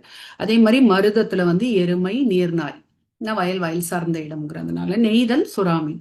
இப்படி வந்து இந்த விலங்குகள் பற்றியெல்லாம் வந்து நம்ம படிக்கும் போது இந்த விலங்குகள்லயே ரொம்ப பெரிய விலங்காக இருந்த இந்த யானையை பற்றி எழுதணும்னு எழுதின கட்டுரை தான் அது. இப்ப தமிழ்நாட்டு மன்னர்கள் வந்து வேழைப்படை தாங்கிய வெற்றி வீரர்களாக இருந்திருக்காங்க அப்படிங்கறது நம்ம சங்க இலக்கிய பாடல்கள்லாம் சொல்லுது. அதாவது ஒரு ஒரு ஒரு மன்னனுடைய போர் வெற்றியை தீர்மானிப்பது இந்த யானைப்படை தான் அப்படின்னு வந்து சொல்றாங்க. இந்த இன்னொன்னு வந்து இந்த இந்த போர்ல வந்து வெற்றியை தீர்மானிப்பதே வந்து இந்த யானைன்னு சொல்றோம். அதே மாதிரி அதனுடைய தந்தத்துல வந்து முத்துக்கள் பிறப்பதாக வந்து ஒரு பாடல் வந்து புறநானூற்றுலயும் இருக்கு. அதே மாதிரி இந்த யானைகள் வந்து இசைக்கு மயங்கும். அதுக்கப்புறம் வந்து அதுக்கு ரொம்ப புத்தி கூர்மையுடையது, ரொம்ப நினைவாற்றல் கொண்ட விலங்காக இந்த யானை இருக்கு அப்படின்னு சொல்றாங்க. இந்த யானை வந்து பெரும்பாலும் வந்து யானைக்கும் புலிக்கும் நடக்கிற சண்டையை வந்து நிறைய சங்க இலக்கிய பாடல்கள் வந்து சொல்லுது. ரெண்டும் ஒண்ணுக்கு ஒண்ணு வந்து சண்டை போட்டுட்டு உடல் முழுக்க புண்ணாக பிரிந்து போறதும், அதுக்கப்புறம் அடுத்த நாள் வந்து அந்த புலியை வந்து ஞாபகம் வச்சுக்கிட்டே இருக்கு. அதை வந்து திரும்ப பார்க்கும்போது அந்த புலியை கொல்லணும்னு நினைச்சு அதை ஞாபகம் வச்சுட்டு அடுத்த நாள் தன் கூட்டத்தோட போற யானை வந்து தன் கூட்டத்துல இருந்து விலகி போய் அந்த புலியை வந்து பார்த்து அதை வந்து தன்னுடைய தந்தத்தால குத்தி கொன்னுட்டு வந்து மழை நீர்ல வந்து தன்னுடைய தந்தத்தை கழுவுவதா ஒரு பாட்டு ஐங்குறுநூறுல வந்து சொல்றாங்க. அது அந்த யானை வந்து அந்த இந்த விஷயங்களை எல்லாம் வந்து பார்க்கும்போது யானை அப்படிங்கிற ஒரு விலங்கை பத்தி கொஞ்சம் எழுதணும் அப்படின்னு நினைச்சு எழுதுனது தான் அது. இந்த யானைப்படை அப்படிங்கிறது வந்து ஒரு மன்னனுடைய பலத்தையும் ஒரு சாம்ராஜ்யத்துல இருக்கக்கூடிய செல்வ செழிப்பையும் எதிரி நாட்டு படை வந்து இந்த யானைப்படையை வைத்துதான் வந்து அளவிடுறது அப்படிங்கிறத பாக்குறோம்.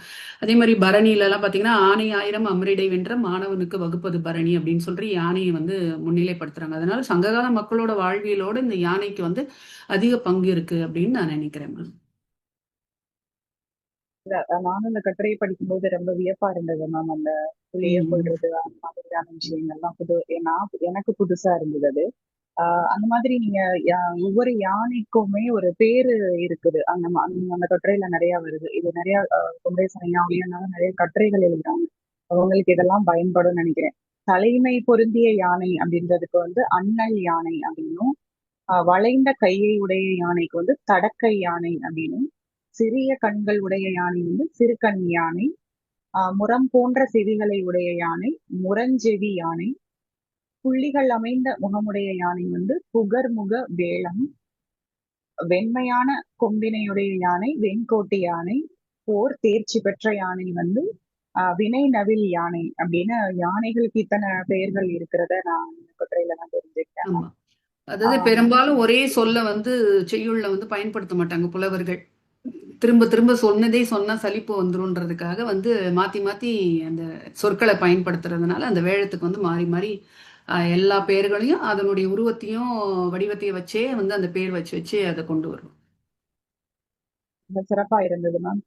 அடுத்து வந்து அடுத்த நூல் 133 குறள் அதிகாரத்துக்கான மரபு கவிதை அந்த இது வந்து வேலைகள் நடந்துட்டு இருக்குன்னு சொன்னீங்க. அந்த நூல் எப்ப வெளிவரும், அந்த நூல் பத்தின பயணங்கள், இந்த நீங்க மட்டும் உங்களோட 5 நூல்களை பத்தின பயணங்கள் அடுத்து வரப்போறது அதை பத்தி உங்களுக்கு சொல்லுங்க. அடுத்து அந்த நூல்கள் தான் வந்து வெளியிடணும்னு நினைக்கிறேன். ஏன்னா திருக்குறளை வந்து மரபு கவிதைகள்ல வந்து திருக்குறள் அதிகாரம் 133 அதிகாரத்திற்கும் 133 கவிதைகள், மரபு கவிதைகள். அதாவது தலைப்பு வந்து வள்ளுவர் கொடுத்த அதே தலைப்பு. இப்ப வான் சிறப்புனா வான் சிறப்புனே வச்சு அந்த அந்த வான் சிறப்புல இருக்கிற அந்த 10 குறள்களுடைய கருத்துக்களும் என்னோட அந்த கவிதையில வர்ற மாதிரி அப்படி 133 கவிதைகள் எழுதி முடிச்சாச்சு. இன்னும் கொஞ்சம் அதை தொகுத்து சரிபார்த்து அதை வந்து வெளியிடுற நிலையில வந்து வைக்கணும். இல்ல இந்த பாவாணர் பாட்டரங்கம் அப்படிங்கிற ஒரு குழு ராம இளங்கோவன் ஐயா நடத்திட்டு இருக்காங்க. அதுல நாங்க தினமும் ஒரு மரபு கவிதை எழுதுவோம்.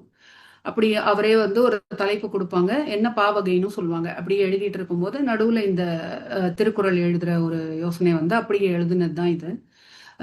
தொகுத்து பெரும்பாலும் இந்த ஆண்டு கண்டிப்பா வெளியிட்டுருவேன்னு நினைக்கிறேன் மேம். மிக்க மகிழ்ச்சி மேம். நம்ம குழுமத்துல வந்து ஒரு நெறியாளராக தான் முதல்ல அறிமுகமானீங்க. அதுக்கப்புறம் தான் நீங்க இத்தனை படைப்புகள் படைச்சிருக்கீங்க அப்படின்னு நினைக்கும் போது ரொம்ப வியப்பா இருந்தது. அடுத்த உங்களோட நூலுக்காக வாழ்த்துக்களும். நாங்களும் ஆவலா காத்துட்டு இருக்கோம் மேம். இவ்வளவு நேரம் உங்களோட சிறப்பான பயணத்தை எங்களோட பகிர்ந்துகிட்டதுக்கு மிக்க மகிழ்ச்சி மேம். ரொம்ப நன்றி மேம். அதாவது நீங்க வந்து படைப்பாளரா வாங்கன்னு சொல்லும்போது எனக்கு வந்து இவ்வளோ எழுத்தாளர்கள் பெரியவங்க எல்லாம் இருக்கிற குழுல நம்மள வந்து ஒரு படைப்பாளரா கூப்பிடுறாங்களே எனக்கு ரொம்ப தயக்கமா தான் இருந்தது. அப்புறம் நீங்க 2-3 முறை வந்து ரொம்ப வற்புறுத்தி கூட்டோன்னே சரி போகலாம் அப்படின்னு தான் வந்தேன். இது எனக்கும் ஒரு அனுபவமா இருந்தது. இன்னொன்னு வந்து நான் ரொம்ப வருஷத்துக்கு முன்னாடி எழுதினது இந்த கம்பராமாயணத்தில் கட்டமைப்பு, இந்த கம்பர்தம் மாந்தர்கள்லாம் 2008ல எழுதினது. திரும்ப அந்த நூல்களை வந்து பார்க்கறதுக்கு எனக்கு ஒரு வாய்ப்பா இருந்தது. நிறைய செய்திகள் வந்து நீங்க சொன்னது மூலமா ஓ இதெல்லாம் நம்ம எழுதியிருக்கோம் அப்படிங்கிறத வந்து நினைவுபடுத்தின மாதிரி இருந்தது. ரொம்ப சந்தோஷம் மேம். இந்த நிகழ்ச்சியில வந்து கலந்துக்கிட்ட எல்லாருக்குமே என்னுடைய நன்றி. என்னோட உரையாடிய உங்கள் இருவருக்கும் நன்றி. என்னை அழகா அறிமுகப்படுத்தி வைத்த தேவா அவர்களுக்கும் நன்றி. நன்றி. மிக்க மகிழ்ச்சி மேம். தலைமான் மிக்க நன்றி மேம். ஒளியனா நீங்க பேசலாம் மேம். வணக்கம். வணக்கம். இந்த 20 எப்படி இருக்குன்னு ஒரு பயம் இருக்குது. 20 வராமே போயிருமோ அப்படின்னு நினைச்சேன். அப்படி இல்லை, விதிதா கொண்டு வந்துட்டாங்க. நெஞ்சார்ந்த நன்றி. இந்த மாற்றம் ஏன் வேணும் அப்படின்னு சொன்னோம்னா, முக்கியமா வந்து எழுத்தாளருடைய படைப்புக்குள்ள இன்னும் உள்ள போய் அந்த படைப்பை பத்தி நம்ம தெரிஞ்சுக்கணும். இது வரைக்கும் நம்ம வந்து முதல் இதுல பாத்தீங்கன்னா பெரும்பாலும் எழுத்தாளர்களை தான் தெரிஞ்சுக்கிறோம். ஆனா அவர்களுடைய எழுத்து வழியாக அவர்களை தெரிஞ்சுக்கிறதுக்கு இன்னும் கொஞ்சம் இன்சைட் கொடுக்கணும் அப்படின்னா புத்தகத்தை வந்து நான் வாசிக்கணும். 2 பேர் தான் வந்து இல்லை, இந்த தடவை 2 பேர், ஒரு 3 பேர் 4 பேர் கூட ஒரு புத்தகத்தை வாசிச்சுட்டு உள்ள போறது. ஸோ எனக்கு 2 பேருமே வந்து கலை எப்படி பண்ணுவாங்க அப்படின்னு நினைச்சிட்டு இருந்தேன். அவங்க பெயர்கள்ல வந்து கலை இருக்கிற மாதிரி அரசியலாகவும் வந்து இந்த ஆளுமை திறனை வெளிப்படுத்திட்டாங்க. 2 பேருமே அந்த புத்தகத்தை உள்வாங்கிட்டாங்க. நான் ஒண்ணுமே சொல்றதுக்கு இல்லை. கடைசியா முத்துமாலை மேடம் கடைசியா சொல்லும் போதே எனக்கே இதெல்லாம் நம்ம எழுதணுமா அப்படின்னு எடுத்து சொல்றதுதான் உண்மையிலேயே வந்து ஒரு எழுத்தாளருடைய படைப்புக்கு கிடைக்கக்கூடிய வெற்றி. நம்ம ஏதோ எழுத்து வெளியில வந்துருது, அதை வாசிக்கிறவங்க அதை வந்து புரிஞ்சுக்கிட்டு அதை சொல்லும் போது கிடைக்கிற சந்தோஷமே வந்து இது நம்ம குழந்தை தானா இவ்வளவு சாதிச்சிருக்கு அப்படிங்கிற மாதிரி ஒரு உணர்வு. அந்த உணர்வை வெளிப்படுத்துற அளவுக்கு நீங்க 2 பேருமே நல்லா படிச்சுட்டு வந்து கேட்டிருக்கீங்க. மேடமை வந்து பல வருஷமா தெரியும். ஆனா இன்னைக்கு வந்து அவங்கள வந்து நான் அவங்களுடைய படைப்புகள் வாயிலாக தரிசிக்கக்கூடிய ஒரு வாய்ப்பு வந்து நீங்க இருக்கீங்க.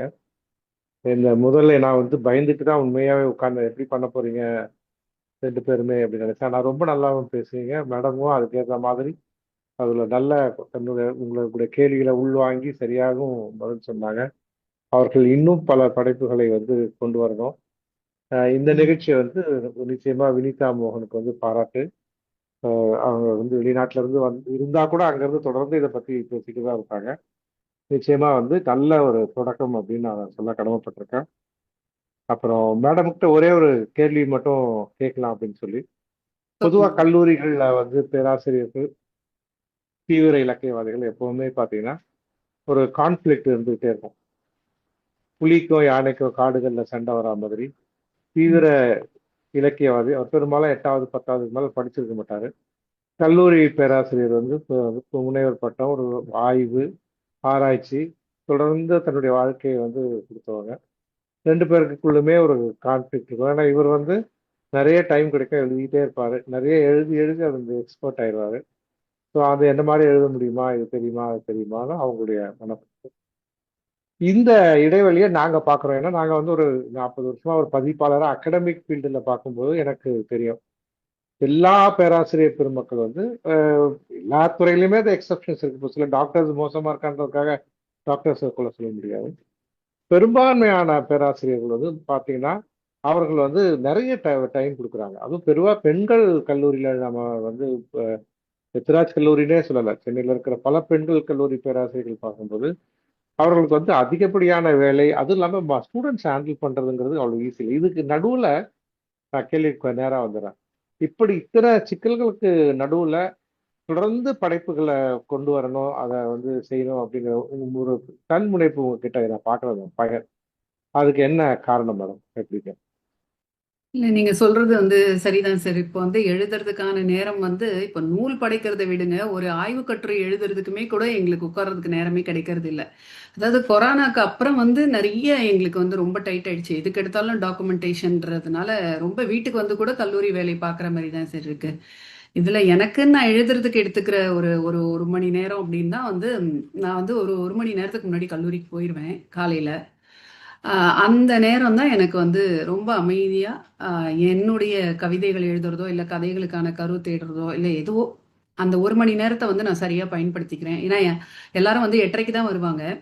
அதான் நான் ஒரு 7:30 7:45 மேக்ஸிமம் 8 மணிக்குள்ள போயிடுவேன். ஸோ 8 மணிலேருந்து 9 மணிக்குள்ள அது என்னுடைய படிக்க எழுதுறக்கூடிய நேரமா நான் ஒதுக்கிக்கிறேன் சார். ஏன்னா வீட்டில் வந்து அந்த அளவுக்கு நிறைய டிஸ்ட்ராக்ஷன் இருக்கும் நமக்கு. அதில் வந்து ஒரு ஈடுபாடோட படிக்கவோ எழுதவோ முடியாது. ஆனால் காலையில் கிடைக்கிற அந்த ஒரு மணி நேரம் வந்து எனக்கு ரொம்ப உபயோகம் உள்ளதாக இருக்கு சார். சரியா சொன்னீங்க. சோம்பேறிகள் தான் நேரம் இல்லை அப்படின்னு சொல்லுவாங்க. செயல் வீரர்களுக்கு வந்து எங்க இருந்து நேரத்தை எடுக்கிறதுன்னு தெரியும். வாழ்த்துக்கள் மேடம், நன்றி, பாராட்டுக்கள். நன்றிங்க சார். குமரேசன் ஐயா, நீங்க உங்களோட கேள்வியை பாருங்க.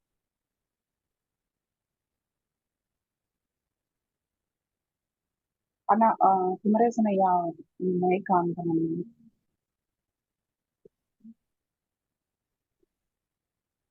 ஐயாவை கோஹோஸ்ட் பண்ணிட்டேன். அவரு அன்மியூட் பண்ணி பேச.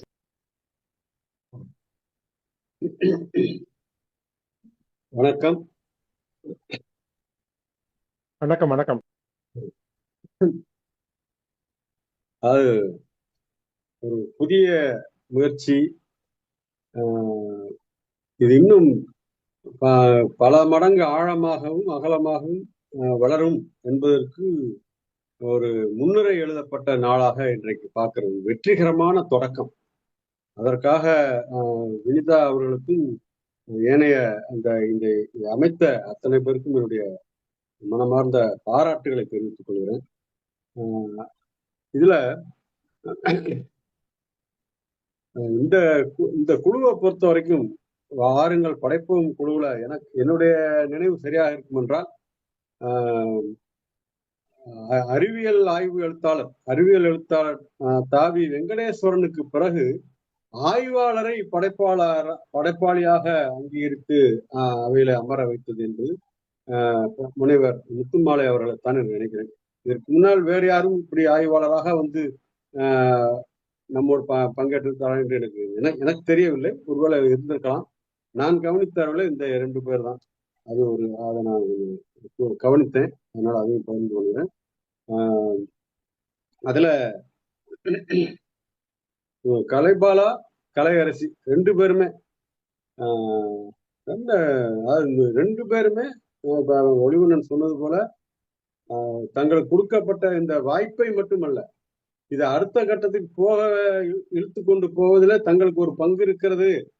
அந்த ஏன்னா முதல் முயற்சி என்பது இவர்கள் எவ்வாறு செய்கிறார்கள் என்பதும் அடுத்தடுத்து அது தொடரும் என்கிற புரிதலோடும் அக்கறையோடும் புத்தகங்களை முனைவர் அவருடைய படைப்புகளை முழுமையாக வாசித்து அதிலிருந்து கேள்விகளை உருவாக்கியது என்பதும், ஆனால் அந்த கேள்வியோடு நின்று விடாமல் துணை கேள்விகளோடு இணைத்து அமைத்ததும் இந்த நேர்காணலை செழுமையாக்கி இருக்கிறது. அந்த வகையில் இருவருக்குமே என்னுடைய வாழ்த்துக்களை தெரிவித்துக் கொள்கிறேன். அடுத்து முனைவர் அவர்கள் வந்தார்கள். முதல்ல ஒன்று சொல்லிக்கொண்டு, இந்த எத்திராஜ் கல்லூரி எனக்கு ரொம்ப பிடித்தமான ஒரு கல்லூரி, மகளிர் கல்லூரிகள். என்னன்னா அந்த கல்லூரியில தான் சில ஆண்டுகளுக்கு முன்னால் ஒரு குறும்படம் திரையிடப்பட்டது. குறும்படம் இல்லை, ஆவணப்படம் அது. மாலினி என்கின்ற மாலினி ஜீவரத்னம் அவங்க தயாரித்த படம். பல பேர் இங்க கேள்விப்பட்டிருக்கலாம். எனக்கு அந்த அதோடைய தலைப்பு மறந்துடுச்சு. எதை பற்றியது என்றால், இந்த தன்பாலின ஈர்ப்பாளர்கள் இருக்காங்கல்ல, லெஸ்பியன்ஸ், குறிப்பா பெண்கள், அவங்கள பற்றிய ஒரு ஆவணப்படம். அதை அங்க திரையிடுவதற்கும் அதன் மீது அந்த கல்லூரியுடைய மாணவ செல்வங்கள் விவாதிப்பதற்கும் ஏற்பாடு செய்யப்பட்டிருந்தது. முதல்ல அதற்காகவே நான் கல்லூரி நிர்வாகத்தை பாராட்டினேன். இது போன்ற தலைப்புலாம் இங்க வரக்கூடாது அப்படின்லாம் தடுக்காம அவர்கள் விவாதிக்க வைத்தார்கள். அதுல பல பெண் குழந்தைகள், அவங்களாம் என்னோட குழந்தைகள் மாதிரி அவங்க அழுகுறாங்க. இதெல்லாம் நாங்க புரிஞ்சுக்காம விட்டோமே. சில பேரை நாங்க இந்த மாதிரிலாம் இருக்கிறவங்க பார்த்துக்கிட்டு அவங்கள கேலி பண்ணியிருக்கிறோம், அல்லது கரிச்சு கொட்டியிருக்கிறோம், அவங்களோட உறவை துண்டிச்சிருக்கிறோம். ஆனா இவங்களுக்கு பின்னாடி இப்படி ஒரு ஆழமான வாழ்க்கையும் இயற்கையும் இருக்கிறதுங்கிறத இப்பதான் எங்களுக்கு புரியுது அப்படின்னு அவங்க பேசுனதெல்லாம் நினைவுக்கு வருகிறது. அத ஏன் இந்த அளவுக்கு அது நினைவுக்கு வருதுன்னா, அந்த ஆவணத்துல நானும் கருத்துக்கள் சொல்லியிருக்கேன். அதனால மனதில் பதிந்த ஒரு கல்லூரி அந்த எத்திராஜ் கல்லூரி, அந்த அனுபவம். அங்கிருந்து வந்திருக்கிற பேராசிரியர் அவர்கள் கூடுதல் மகிழ்ச்சியை தருகிறார்கள். ஒரு ஒரு நம்ம இவரோடு பேச முடியும், விவாதிக்க முடியும் என்கிற நம்பிக்கையும் அதுல இருந்து கிடைக்கிறது. ஏன்னா சில கேள்விகள் அப்படி வச்சிருக்கிறேன். அது முதல்ல நமது உங்களுடைய கருத்துக்கள்ல இருந்து நீங்க அவங்க கேட்ட கேள்விகளும் சரி, அதுக்கு நீங்க அளித்த பதில்களும் சரி, என்ன ஒரு கருத்தை, ஒரு எண்ணத்தை, மகிழ்ச்சியை ஏற்படுத்தியது என்றால், நமது இலக்கிய செழுமை, நம்முடைய கடந்த கால அந்த பழைய இலக்கியங்களுடைய செல்வ மதிப்பு இருக்குல்ல, இந்த இலக்கிய செல்வங்கள், அவற்றை வெறும் அந்த பெருமையை வெறும் உணர்ச்சி வசப்பட்டு, இந்த வெறும் தமிழ் இனம் அப்படிங்கிற இந்த உணர்வு சார்ந்தே முன் வச்சே யாரும் அதை எதிர்த்து தெரிஞ்சுக்க, நம்மளும் தெரிஞ்சுக்கலாம், மற்றவங்களும் தெரிஞ்சுக்கிடாம ஆக்கி வச்சிருக்கிறோம். ஆனால் நீங்கள் ஆய்வு குளத்திற்குள் சென்று ஆய்வு அடிப்படையில அதே இலக்கிய செல்வத்தின் பெருமையை நிலைநாட்டி இருக்கிறீர்கள். அதற்காகவும் என்னுடைய வாழ்த்துக்களை பாராட்டுகளை தெரிவித்துக்கிறேன். இதுலங்க என்னுடைய இந்த நீங்க அந்த கம்பராமாயணம் பற்றி குறிப்பாக ஆய்வுகள் நடத்தி இருப்பதை பற்றி இருவரும் கேட்டா, நீங்களும் அதுக்கு நல்ல விளக்கங்கள் கொடுத்தீர்கள். இதுல நான் வைக்கிற கேள்வி என்னன்னா, பொதுவா கம்பராமாயணம் மட்டும் என்று இல்லாமல் அன்றைய பல பண்டைய இலக்கியங்கள், நான் பெரிய ஆய்வாளர் கிடையாது. இந்த இது போன்ற நிகழ்ச்சிகள்ல காதல வாங்கிக்கிறத என்னுடைய சரக்கா வச்சுட்டு இருப்பேன். அதை நான் பயன்படுத்தவும் செய்யணும் வச்சுங்க, என்னுடைய எழுத்துக்கள்ல பயன்படுத்துவேன். அந்த வகையில அந்த இப்ப கம்பராமாயணம் உட்பட இந்த இலக்கியங்கள்ல வரக்கூடிய பல பெண்கள் பெரும்பாலும் பொதுவா ஒரு அன்றைக்கு வகுக்கப்பட்டிருந்த அறவழி சார்ந்து செயல்பட்ட, அதன் மூலம் தங்களை நிறுவிக்கொண்ட, அதற்காக பாராட்டப்பட்ட, போற்றப்பட்ட பெண்களின் கதைகளாகவே பேசப்பட்டு வந்திருக்கின்றன. இன்றைக்கு வரைக்கும் அவர்களை முன்னுதாரணங்களாக கூட சொல்லிக் கொண்டிருக்கிறோம். ஆனால் அதே காலகட்டங்கள்ல அல்லது அதே படைப்புகள்ல கலக பெண்கள் இருந்திருப்பாங்கல்ல, ரெபல்ஸ், ஐ மீன் எதையாவது பற்றி அதை எப்படி உனக்கு தான் உண்டா, எங்களுக்கு கிடையாதா அப்படிங்கிற மாதிரியான குரல் கண்டிப்பா இருந்திருக்குங்களா. அப்படிப்பட்ட கலக பெண்கள், எடுத்துக்காட்டா சொல்றதா கைகேயி ஒரு கலக பெண்ணை தான் நான் பார்க்கிறேன். ஆனா என்னோட ஆட்சி அதிகாரம்னா அது ஆம்பளைக்கு தான் இருக்கு. ஆம்பளைக்கு ஐ மீன் மூத்தவுடைய மூத்த மகனுக்கு தான் இருக்கணுமா, இளையவன் வரக்கூடாதா அதுக்குன்னு அப்படி ஒரு தன்னுடைய அந்த அதிகாரத்துக்கு எதிரான கேள்வியை மகன் மூலமாக வைத்தவர் அது ஒரு கலக குரலா பார்க்கலாம். அது மாதிரி மந்தாரை பொதுவா நம்ம எப்படி பாரோம், ஒரு ரொம்ப சூது நிறைந்த ஒரு பெண்ணாகவும், தன்னுடைய உடல் சார்ந்த அந்த இயலாமையின் காரணமா மனித பொறாமையை வளர்த்து கொண்டு தீய வழியில் கைகை இழுத்து சென்றதாகவும் தான் இன்னைக்கு வரைக்கும் கதைகள் சொல்லப்படுகிறது. அது ராமாயணம்ங்கிற பேர்ல தொலைக்காட்சியில் வரக்கூடிய தொடராக இருந்தாலும் சரி, சாதாரணமாக குழந்தைகளுக்கு சொல்ற கதையாக இருந்தாலும் அப்படிதான் அவளை ஒரு வில்லியா தான் சித்தரிக்கிறாங்க. ஆனா அவ ஒரு வர்க்க கலகம் பண்ணவ, மேல்தட்டுக்காரன் ராமன். ஏதோ ஒரு கட்டத்துல இவளை அவமதிச்சிருக்கிறான். அவமதிச்சதை பத்தி உணர்வு இல்லாம மேலும் மேலும் அவமதிச்சிருக்கிறான். அந்த காயம், அந்த மனசுல வந்த அந்த காயத்துக்கு தான் சரியான முறையில அவ பழி தீர்த்துக்கிட்டான்னு. அது அப்படி பழி தீர்த்தது சரிதானாங்கிறதெல்லாம் அந்த வாதம் இல்லை. ஆனா அதுதான் அவளை தூண்டி விட்டுச்சு. ஆக அவ ஒரு கலகப்பு. அதே போல இவங்க யாரு, அந்த ராவணனுடைய தங்கை, இல்ல ராவணன் தங்கை மண்டோதரி, ராவணன் தங்கை சூர்பனகை. அவங்க அந்த பொண்ணு அப்படிதான். அன்னைக்கு குறிப்பா பெண்ணுக்கு அவளுடைய உறவுகள் எப்படி இருக்கணும், அவளுடைய தொடர்புகள் எப்படி இருக்கணும், அவளுடைய காதல் வாழ்க்கை எப்படி இருக்கணும் அப்படின்னு வரையறுக்கப்பட்டிருந்த வேலிகளை உடனே எனக்கு பிடிச்சவன நான் நேசிக்கிறேன்டா, உங்களுக்கு என்னடா வந்துச்சுன்னு கேட்ட ஒரு என்ன அப்படி அது ஒரு கலக குரலா தான் பாக்குறேன். காதல் சார்ந்த கலக குரல் அப்படி நிறைய சொல்லிட்டு போல. மண்டோதரி கூட, ராவணன் மனைவி கூட அப்படிதான். மன்னன் செய்வதெல்லாம் சரி, அது கணவனே மன்னனாகவும் இருப்பான் என்றால் அது கேள்விக்கே இடமில்லை என்கிற நீதிக்குள்ள வாழ்ந்துட்டு இருந்த ஒரு பெண் சீதையை ஏன்டா கொண்டு வந்தேன்னு கேட்டா, இது உனக்கு அநீதியா தெரியலையான்னு கேட்டா. அப்படிங்கும்போது அது ஒரு கலக குரல் தானே.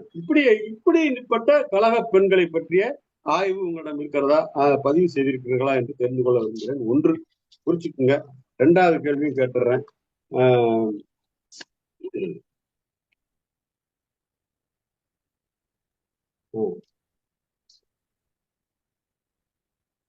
இந்த பொதுவா நான் சொன்னேன், நான் நேரடியாக ஆய்வு களத்துல இறங்குறவன் இல்லை.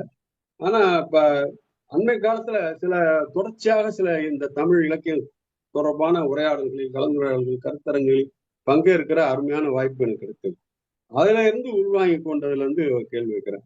என்னன்னா, தமிழ் மக்களுக்கு ஒரு ஏதோ ஒரு எங்கிருந்தோ கண்ணுக்கு தெரியாத ஒரு எல்லாத்துக்கும் அப்பாற்பட்ட ஒரு பெரும் சக்தி நம்மளை ஆட்டி வைக்கிறதுங்கிற மாதிரி எல்லாம் சிக்கிக்கிடாம இயற்கை சார்ந்த வாழ்க்கையை, அது சார்ந்த அன்றைக்கு இருந்த ஒரு புரிதலோடு கூடிய பகுத்தறிவை கடைபிடித்த மக்களாக வாழ்ந்திருக்கிறார்கள். அதை சார்ந்துதான் அவருடைய நல்லிணக்க வாழ்க்கை இருந்திருக்கிறது. சக மனிதர்களை மதிக்கிற அந்த நல்லிணக்கம், சமய நல்லிணக்கம்னு சொல்ல போனா, அரியும் சிவனும் ஒண்ணு, இது அறியாதவன் வாயில மண்ணுன்னு சாதாரண மக்கள் சொன்னதுல இருந்து சமய நல்லிணக்கம் தானே. அப்படியான அந்த மரபு இருக்குல்ல, அந்த மரபும் பாரம்பரியம் தான் இங்க பெரியார் வெற்றி பெற்றதுக்கே கூட காரணம். ஏன்னா அவருக்கு அது ஒரு புற சூழல் களத்தை உருவாக்கி கொடுத்துருச்சு. அப்படியா நான் பாக்குறேன். அதெல்லாம் அந்த உரைகள்ல இருந்து நான் ஒரு புரிதலுக்கு வர்றேன். இதுல உங்களுடைய அவதானிப்பு என்ன என்று தெரிந்து கொள்ள விரும்புகிறேன். நிறைவான கேள்வி இந்த யானைகளை பற்றி சொன்னீங்க, பிடித்து போனது பற்றியும் போர்களில் பயன்படுத்தப்பட்டதை பற்றியும். யானை படைங்கிறது அன்றைக்கு மிக முக்கியமான படையாக இருந்தது. இன்னைக்கு ட்ரோன் எல்லாம் வந்துருச்சு. ஏன்னா பீரங்கி டேங்க்லாம் கூட இன்னைக்கு வேஸ்ட் ஆயிடுச்சு. ட்ரோன் வந்துருச்சு, அது எல்லா காரியத்தையும் முடிச்சுட்டு போகுது. அப்படிப்பட்ட சூழல்ல யானைப்படை வைத்திருந்ததை பற்றி, அதை பற்றிய பல பாடல்கள், அதையும் அந்த நிகழ்ச்சிகளை கேட்டுதான் நான் சொல்றேன். அதுல சில எடுத்துக்காட்டுகளுக்காக மட்டும் எடுத்து நான் படிச்சுலாம் பார்த்துருக்கேன். அதுல அந்த மன்னர்களின் வீரம், அந்த படை வீரர்களுடைய வீரம் இதெல்லாம் தாண்டி அந்த யானைகள் தும்பிக்கைகள் துண்டிக்கப்பட்டு ரத்தம் கொதன்னு ஓடுது. அதை சித்தரிக்கிறது ஒரு பாட்டு. அந்த ரத்தத்துக்கு நடுவுல எப்படி அந்த தந்தம் நனைஞ்சு போய் சிவப்பா நனைஞ்சு போயிருக்கு, அதுல அது கிடக்கிறது எப்படி ஒரு குன்று இருப்பது போல் இருக்கிறதெல்லாம் சித்தரிக்குது. இது கொடுமை இல்லையான்னு எனக்கு தோணுச்சு. இவர்களுடைய மண்ணாசைக்காக அல்லது ஏதோ ஒரு ஆசைக்காக போரிட போய் மனிதர்களை ஈடுபடுத்தியாவது அவர்கள் அடிமையாக வைத்திருந்தால், மன்னன் ஆணையிட்டால் அவர் போராடத்தான் செய்ய வேண்டும். ஏன்னா வெற்றிவேல் வீரவேல் முழக்கம் போட்டுட்டு இருக்கலாமே தவிர அவர்களெல்லாம் அடிமைப்படுத்தப்பட்டு இறக்கிவிட ஏதோ ஒரு வாழ்க்கை சார்ந்த இதை நம்ம நாடு நம்ம மன்னன்கிற உணர்வாத அவளுக்கு இருந்துன்னு வச்சுக்குவோமே. ஆனா யானைகள்கிட்ட போய் என்ன பேச்சுவார்த்தை நடத்தினாங்களா, இந்த படையில சேர்ந்துக்கன்னு அவனுக்கு ஊதியம் கொடுத்தாங்களா, ஒப்பந்தம் செஞ்சுக்கிட்டாங்களா அப்படிங்கிறதுல அது ஒரு கொடுமையாகத்தான் என்னால பார்க்கலாம். ஏன்னா நிச்சயமா எனக்கு போரே பெருமைக்குரியது அல்லதான். அதுல இப்படிப்பட்ட விலங்குகளை பயன்படுத்துவது மேலும் கொடுமையானது என்பது என்னுடைய கருத்து. உங்களுடைய பார்வையும் தெரிந்து கொள்ள வேண்டும். நன்றி. முதல்ல நீங்க கேட்ட அந்த பெண் கதாபாத்திரங்கள், கழக கதாபாத்திரங்களை நான் இதுல பெண் பாத்திரங்கள்னு ஒரு இயல்ல எழுதியிருக்கேங்கய்யா. அந்த தலைப்பு பெண் பாத்திரங்கள்ன்ற ஒரு இயல்ல எழுதியிருக்கேன். அதில் வந்து கம்பராமாயணத்தின் பெண் பாத்திரங்களை வந்து பிரிச்சிருக்கேன். எப்படி பிரிச்சிருக்கேன்னா, அறமே வடிவானவர்கள், தீமையே வடிவானவர்கள்னு பிரிச்சிருக்கேன். அதில் வந்து அறமே வடிவானவர்களில் வந்து சீதையை பற்றி சொல்லிடுறோம். அதுக்கப்புறம் வந்து கோசலை, அப்புறம் சுமித்திரை, கைகேயி எல்லாமே கூட அறத்துல தான் கொண்டு வரேன். ஏன்னா கூனியினுடைய பேச்சுக்கு அப்புறம் தான் அவ வந்து மனம் தெரிந்து வேறுபட்டாள் அப்படிங்கிறதுனால. அதுக்கப்புறம் வந்து இந்த தீமைய வடிவானவர்கள் அப்படிங்கிறதுல வந்து பார்த்தீங்கன்னா கூனி, ஏன்னா அவன் மனசுல எப்பயுமே ஒரே மாதிரி தான் அவள் அந்த எண்ணம். அதுக்கப்புறம் அவளுடைய சூழ்ச்சி திறன் பற்றி சொல்லியிருக்கேன். அதுக்கப்புறம் தாடகை. தாடகை வந்து பெண்ணே இல்லை அப்படிங்கிற, தாடகையை வந்து கொன்னது வந்து பெண்ணை கொன்னதுனால வந்து ராமன் மேலே வந்து பழி போட்டதெல்லாம் நம்ம பார்க்குறோம் பின்னால. அப்போ தாடகை என்பவளை வந்து சொல்கிறேன். அதே மாதிரி இந்த காம உணர்வுனால தூண்டப்பட்ட இந்த சூர்ப்பனகையை சொல்கிறேன். இவங்க 3 பேரையும் தான் நான் வந்து அந்த தீமையே வடிவானவர்கள் என்ற கதாபாத்திரத்தில் சொல்லியிருக்கேங்க. அடுத்தது யானை பற்றி நீங்க சொல்லும்போது வந்து அவங்க யானைப்படை அப்படிங்கிறது வந்து ஒரு மன்னனுடைய ஒரு வலிமையை வந்து தீர்மானிக்கிறதாக இந்த யானைப்படை இருந்தது அப்படின்னு சொல்றாங்க. அதாவது ஒரு ஒரு அந்த யானைப்படை வலிமை குன்றி போனா வந்து அவங்களால போர்ல வந்து வெற்றி பெற முடியாது அப்படிங்கிறத பார்க்குறோம். இதுல வந்து பெரும்பாலும் பரணி நூல்கள், அதுக்கப்புறம் வந்து நிறைய சிற்றிலக்கியங்கள்லயும் வந்து இந்த இதை பார்க்குறோம். சங்க இலக்கியங்கள்லயும் வந்து யானையினுடைய சிறப்பு, யானைப்படையினுடைய சிறப்பு வந்து ரொம்ப அதிகமாக வந்து பேசப்பட்டிருக்கிறதையும் பார்க்குறோங்க. அதாவது அந்த யானையை தான் வந்து அந்த புலவர்களுக்கு பரிசா கொடுக்கறது கூட வந்து தான் வந்து இவ்வளவு செல்வ செழிப்போட இருக்கேன், செழுமையா இருக்கேங்கிறத வந்து காட்டுற ஒரு இதா வந்து சங்க காலத்துல வந்து இருந்திருக்காங்க அந்த புலவர்களுக்கு வந்து யானையை கொடுக்கறது அப்படிங்கிறது. அதே மாதிரி வந்து போர்ல அப்படின்னு சொன்னா அந்த களிறு எறிந்து பெயர்தல் காளை கடனே அப்படின்னு சொல்றோம்ல. இந்த புறநானூற்றில் வந்து காலாட்படை, குதிரைப்படை, தேர்ப்படை, அதோட யானைப்படையும் ஒன்னா இருந்திருக்கு. அந்த தன்னுடைய மேல இருக்கக்கூடிய குத்தக்கூடிய அந்த வேலை வந்து பறித்து எதிரில் இருக்கிற யானை மேல வந்து வீசின அந்த வீரனை பத்தி எல்லாம் பார்க்குறோம். அதுல நிறைய அந்த பரணி நூல்கள்ல வந்து போர்க்கள காட்சிகள்ல இந்த யானையினுடைய வீரம், யானைப்படையினுடைய வீரம் பெரும்பாலும் அதுல வந்து காட்டப்படுதுங்க. ஜெயங்கொண்டாருடைய கலிங்கத்து பரணி. இன்னொரு கேள்வி கேட்டணுமா? என்னங்க? இன்னொரு கேள்வி கேட்டேன். 2வது கேள்வி, அந்த தமிழ் இலக்கியத்துல வந்து தமிழ் மக்களுடைய அன்றைய இயற்கை சார்ந்த வாழ்க்கை, பகுத்தறிவு இதெல்லாம் புரிந்து கொள்ள முடிகிறது. அது தொடர்ச்சியாக தான் மக்களுடைய அந்த சமய நல்லிணக்கம் எல்லாம் கூட வளர்ந்துக்குன்னு சொன்னேன். இதை பற்றி உங்களுடைய அனுப்பியிருந்தேன். ஆமா, சமய நல்லிணக்கம் அப்படிங்கிறது வந்து நம்ம இலக்கியம் சார்ந்து நிறைய, அதாவது அவங்க மேம் சொன்ன மாதிரி வந்து ஒரு இலக்கியம் வந்து நம்ம படிக்கும் போது அதுல இருக்கிற நல்ல விஷயங்கள் வந்து மக்களை போய் சேரணுங்கிற இதை தான் வந்து ஒரு படைப்பாளி நினைக்கிறான் அப்படின்னு சொல்றோம். அப்போ எல்லா இலக்கியங்களுமே, எந்த இலக்கியங்களை எடுத்துக்கிட்டாலும் அது சொல்றது வந்து அறத்தை தான். அற இலக்கியம்னு நம்ம தனியா சொன்னாலுமே மற்ற எல்லா இலக்கியங்களுமே வந்து ஏதோ ஒரு அறத்தை வலியுறுத்துவதாக தான் வந்து மக்களிடையே வந்து கொண்டு போய் சேர்றதுனால அதன் மூலமாக வந்து நல்ல ஒழுக்கம், சமய நல்லிணக்கம் எல்லாமே வந்து வந்ததுங்கிறத நம்ம ஏத்துக்கலாம். நன்றிங்க.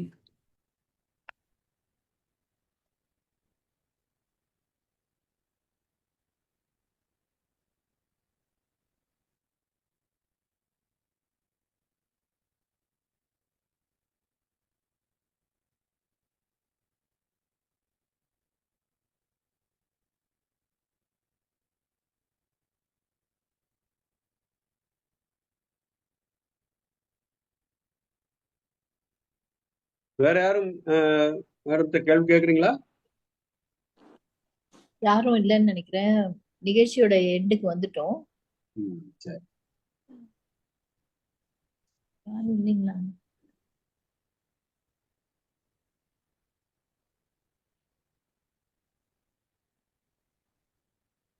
கல்யாணி மேம், அரசையா வந்திருக்காங்கன்னு போட்டிருக்கீங்க, இருக்காங்களா? இவங்களை அன்மியூட் பண்ணிருக்கேன். கல்யாணி. வணக்கம்மா. வணக்கம், அனைவருக்கும் வணக்கம். முத்து, ரொம்ப அவங்க 2 பேரும் நல்லா உங்களுடைய நூல்களை வந்து உள்வாங்கி நல்லா கேட்டாங்க. கேள்விகள் நல்லா இருந்தது கேட்கறதுக்கே. அதுல இருக்கிற சென்டென்சஸ் எல்லாம் வேற கோட் பண்ணி அவங்க சொன்னது ரொம்பவே நல்லா இருந்தது. அது எல்லாம் போக இப்போ ஐயா வேற ஒரு பெரிய ஒரு லெக்சர் ஒன்று கொடுத்துட்டு அதுல இருந்து 3 கேள்விகள் வேற கேட்டாரு. அதுவும் நல்லா அவரு கேட்டது நல்லா நிறைய எனக்கு அது ரொம்ப பிடிச்சிருந்தது அவர் கேட்ட விதம் கூட. முத்துமாலை வந்து இது எல்லாம் போக இந்த விருதுகள்லாம் வாங்கினது போக அவங்க வந்து கதைகளுக்கு விருதுகள் வாங்கியிருக்காங்க. அதையும் நான் இந்த இடத்துல பதிவு பண்ணணும்னு நினைச்சேன். அவங்க கலைமகள் அந்த மேகசின் அதுலயும் வந்து கதைக்கு வந்து அவங்க விருது வாங்கியிருக்கிறாங்க. அது கீவாஜா தானேப்பா? ஈவாஜா சிறுகதை போட்டி. சிறுகதை போட்டியிலையும் அவங்களுடைய இது வந்து பரிசு வாங்கியிருக்காங்க. அது இல்லாம இன்னொரு கதை போட்டியிலையும் பரிசு வாங்கியிருக்காங்க சிறுகதைக்கு. அதுக்கப்புறம் இப்போ ரீசெண்டா வந்து தமிழ்நாடு அரசு வந்து செம்மொழியான தமிழ் மொழி அப்படிங்கிறதுல அவங்களுக்கு அதுலயும் வந்து சிறுகதை போட்டியில அவங்க பரிசு வாங்கியிருக்காங்க. இதையும் நான் இந்த இடத்துல சொல்லணும்னு நினைச்சேன். மிக சிறப்பு. நன்றி. Congratulations madam. நன்றி மேம். வாழ்த்துக்கள். ஸ்ரீதேவி. இல்ல நானே கேட்கணும்னு நினைச்சேன், நீங்க ஆய்வு புலத்துல மட்டும்தான் இருக்கீங்களா அல்லது படைப்புகள்லயும் இறங்கிருக்கலான்னு. இப்ப அந்த விடைய கிடைச்சிருச்சு. அவங்க கவிதைகளும் ரொம்ப நல்லா எழுதுவாங்க கவிதைகள். சரி சரி. அது எல்லாம் போக இப்ப அந்த பாவாணர் பாட்டாரங்கம் சொல்றாங்க இல்லைங்களா, அந்த இதுல வந்து மத்தவங்க எழுதுற கவிதைகளுக்கும் மரபு கவிதைகளுக்கு இவங்க பின்னூட்டம் கொடுப்பாங்க. அது வந்து அந்த குழுவின் ஆசிரியரே வந்து இவங்க கிட்ட சொல்லியிருக்காங்க. அதுவும் இவங்களோட வேலைகள் எப்பவுமே வந்து ரொம்ப அதிவேகமா இருக்கும். எனக்கெல்லாம் ஒரு 10 நிமிஷம் எடுக்கும்னா இவங்க எல்லாம் வந்து அப்படி ஒரு நிமிஷத்துல அந்த வேலையை முடிச்சுட்டு இது பண்ணுவாங்க. அவ்வளோ நல்ல ஒரு ஸ்பீடு அவங்களுக்கு இருக்கு அப்படிங்கறது இந்த இடத்துல சொல்லணும். நன்றி. Thank you ma'am. நன்றி. நன்றி மேடம். வினிதா. கலை அருமையா பண்ணிட்டீங்க இருவரும். அதே மாதிரி இவங்க எல்லாரும் சொன்னது போல முத்துமாலை மேடத்தை பத்தி நிறைய விஷயங்கள் தெரிஞ்சுக்கிட்டோம். கம்பராமாயணம் பற்றியும் கட்டமைப்புகள் பற்றியும். ஆக்சுவலி இந்த கட்டமைப்புகள் பற்றி நீங்க எல்லாம் கேள்வி கேட்டப்போ எனக்கு கூட தோணுச்சு. கம்பராமாயணத்துக்கெல்லாம் அதை ஆய்வு பண்ணி ஒரு கட்டமைப்பு பண்ணியிருக்கீங்க. அப்போ ஒரு சிறுகதையும் நீங்க எழுதியிருக்கீங்க. ஒரு சிறுகதை அப்படிங்கிறதுக்கான ஒரு கட்டமைப்பு, நீங்க சிறுகதைக்கான கட்டமைப்பு நீங்க என்ன யோசிக்கிறீங்க?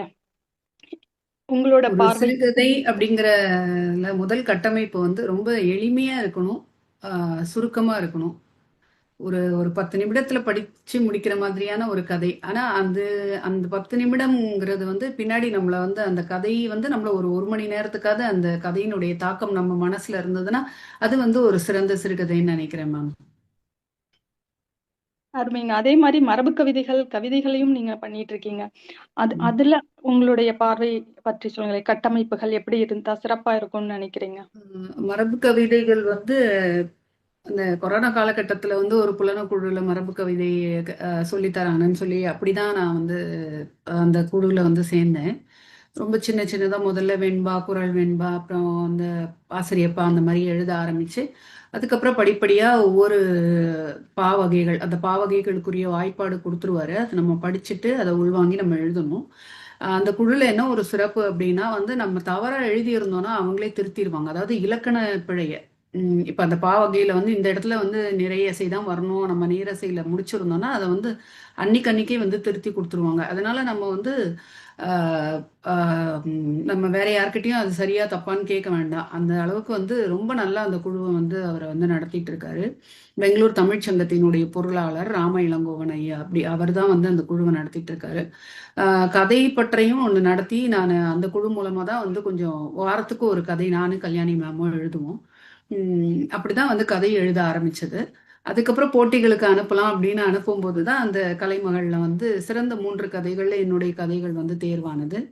அதுக்கப்புறம் சிவசங்கரி, எழுத்தாளர் சிவசங்கரி அவங்க நடத்தின ஒரு சிறுகதை போட்டியில வந்து எனக்கு ஆறுதல் பரிசு கிடைச்சது. அதுவும் இந்த 2 கதைகளுமே வந்து பிரசுரமானது வந்து எனக்கு இன்னும் கொஞ்சம் ஊக்கத்தை கொடுத்தது மேம்.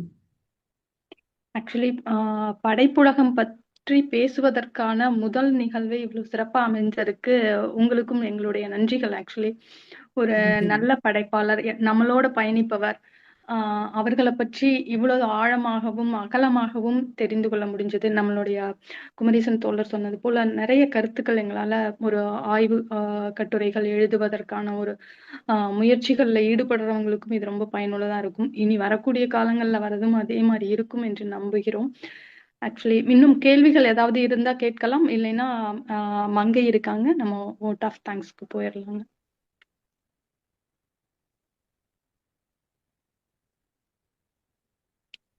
என்னுடைய special thanks to Kalaibala and Kalaiyarasi. Actually நிறைய தடுமாற்றங்கள், ஃபர்ஸ்ட் முயற்சி எப்படி நம்ம யாரை வச்சு பண்ண போறோம் அப்படிங்கிற ஒரு மிகப்பெரிய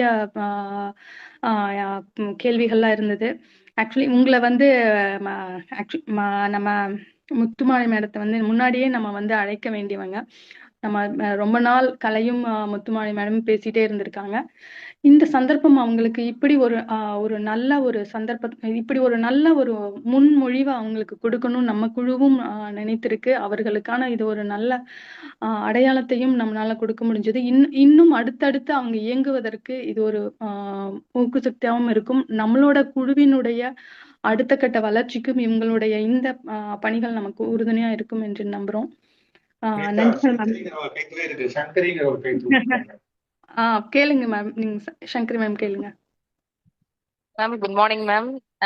நான் வந்து முத்துமாலை மேம் ஸ்டூடெண்ட் தான்.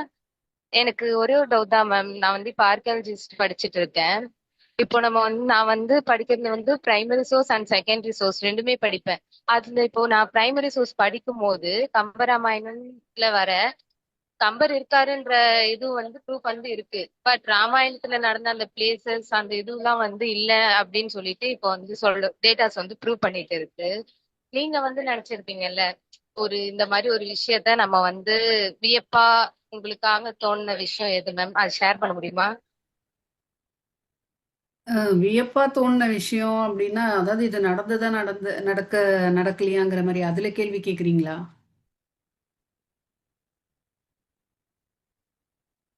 சங்கரி.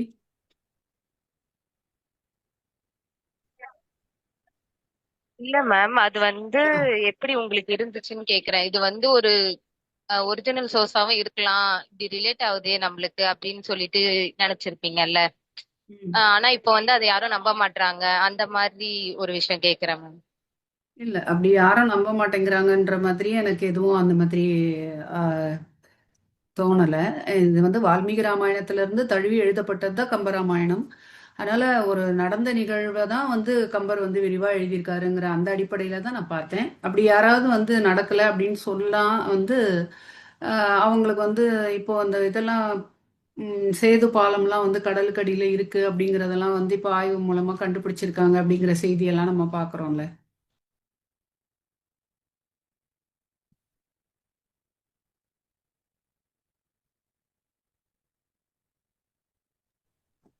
எனக்கு கேள்வி இருக்கு முத்துமாலை. நீங்க வந்து இந்த தோழிகள் பத்தி பேசுறாங்க இல்லைங்களா? அவங்க கேள்வி கேட்கும்போது தலைவி தோழி கிட்ட தோழிக்குன்னு ஒரு லைஃபே இல்லையா அப்படிங்கிற மாதிரி கேட்டாங்கல்ல. இப்போ வந்து தலைவிக்கு வந்து தோழி அது வந்து எந்த இதுல வந்து சொல்றாங்க? ஒருவேளை அவங்க வந்து ஹையர் லெவல்ல இருப்பாங்க, இவங்க வந்து தோழிங்கிறவங்க லோயர் லெவலா? அப்படி இல்லாம அப்படி பார்த்தா இப்ப நான் உங்களுக்கு ஃப்ரெண்டுன்னா நீங்க எனக்கு ஃப்ரெண்டு, ரெண்டு பேரும் ஃப்ரெண்ட். ஒருத்தரை நம்ம வந்து எப்பவுமே அட்வைஸ் கொடுத்துக்கிறதாகட்டும், கண்ட்ரோல் பண்றது, அந்த மாதிரி நல்வழிப்படுத்துறது, அந்த மாதிரி. சோ அந்த இடத்துல எப்படி எடுத்துக்கிறது தலைவியும் தோழி? இதுல வந்து லோவா ஹையா அந்த மாதிரி கிடையாது. அதாவது தோழியை எப்படி அறிமுகப்படுத்துறாங்க அப்படின்னா, தொல்காப்பியரும் தோழி தானே செவிலி மகளே, செவிலியனுடைய பெண்ணு தான் தோழி. செவிலி யாரு அப்படின்னா இந்த தலைவியை வளர்த்தவள். நற்றாய் வந்து பெற்ற தாய், செவிலி வந்து வளர்ப்பு தாய். இந்த வளர்ப்பு தாயினுடைய பெண் தான் வந்து இந்த தலைவிக்கு தோழியா இருக்கா. அதனால இதுல ஏற்ற இறக்கமே கிடையாது, ரெண்டு பேரும் ஒன்னாவே. அதான் முத்து, இப்ப அந்த தோழிக்கு வந்து அவங்க வந்து ஒருவேளை காதல் வயப்படும் பொழுது அப்ப இவங்க வந்து அவங்கள கைட் பண்ணுவாங்க இல்லையா? அப்ப அந்த இடத்துல ரெண்டு ஆனா அப்படிதான் நம்ம நினைக்கிறோம், அப்படி நம்ம நிறைய யோசிக்கிறோம். ஆனா வந்து அந்த மாதிரியான பாடல்கள் எதுவுமே சங்க பாடல்கள்ல இல்ல. அதனாலதான் நான் சொன்னேன், தோழிக்கே தனியா ஒரு வாழ்க்கை இல்லை. தலைவியினுடைய இன்பத்தை மட்டும்தான் வந்து மனசுல வச்சுக்கிட்டு அதற்காகவே, அதாவது களவு காலத்துல மட்டும் கிடையாது, அவங்க திருமணம் முடித்து கருப்பு காலத்துல இருக்கும்போது கூட அவங்களுடைய குடும்பத்துல ஏதாவது பிரச்சனை வந்தா இவங்கெல்லாம் வாயில்களாக இருந்து அதை வந்து தீர்த்து வச்சிருக்காங்கன்னு பாக்குறோம். ஏன்னா எந்த இடத்துலயும் அவங்களுக்கு தனியா ஒரு லைஃப் இருக்கு, அவங்க ஒருத்தரை வந்து காதலிச்ச மாதிரி அந்த மாதிரி எதுவுமே இல்லை. இல்ல அது இன்னொன்னு எப்படி பார்க்கலாம் அப்படின்னா, எனக்கு தோணுது தலைவி தலைவன் அப்படி மட்டும்தானே நம்ம சொல்றோம். அதனால சமயத்துல இப்போ ஒரு பெண் இருக்கா அப்படின்னா அவ தலைவியாவும், மற்ற கூட இருக்கிறவங்க தோழியாவும், சமயத்துல இவளுக்கு வந்து இந்த தோழிக்கு காதல் வயப்படும் போது இவ தலைவியாவும் அவ தோழியாவும் இருக்கிறதுக்கு வாய்ப்பு இருக்கு இல்லையா? அப்படி அந்த மாதிரி அப்படி காட்டவே இல்லை. தோழி தோழி தோழி இல்ல, இவதான் அவங்க தோழி காட்டலையே ஒழிய, காட்டுறாங்க. அவங்க காட்டல, ஆனா நம்ம அப்படி எடுத்துக்கலாம் அப்படின்னு சொல்றேன். ஆமா, இவளுக்கு இவ தோழின்னும் போது அவளுக்கு அவ தோழி தானே. அவங்க ஆமா. 2 பேரும் தோழிகள் தான். ஆனா நாம வந்து தலைவின்னு நட்ராயனுடைய மகளை தலைவியா பாக்குறோம், செவிலியனுடைய மகளை வந்து தோழியா பாக்குறோம்.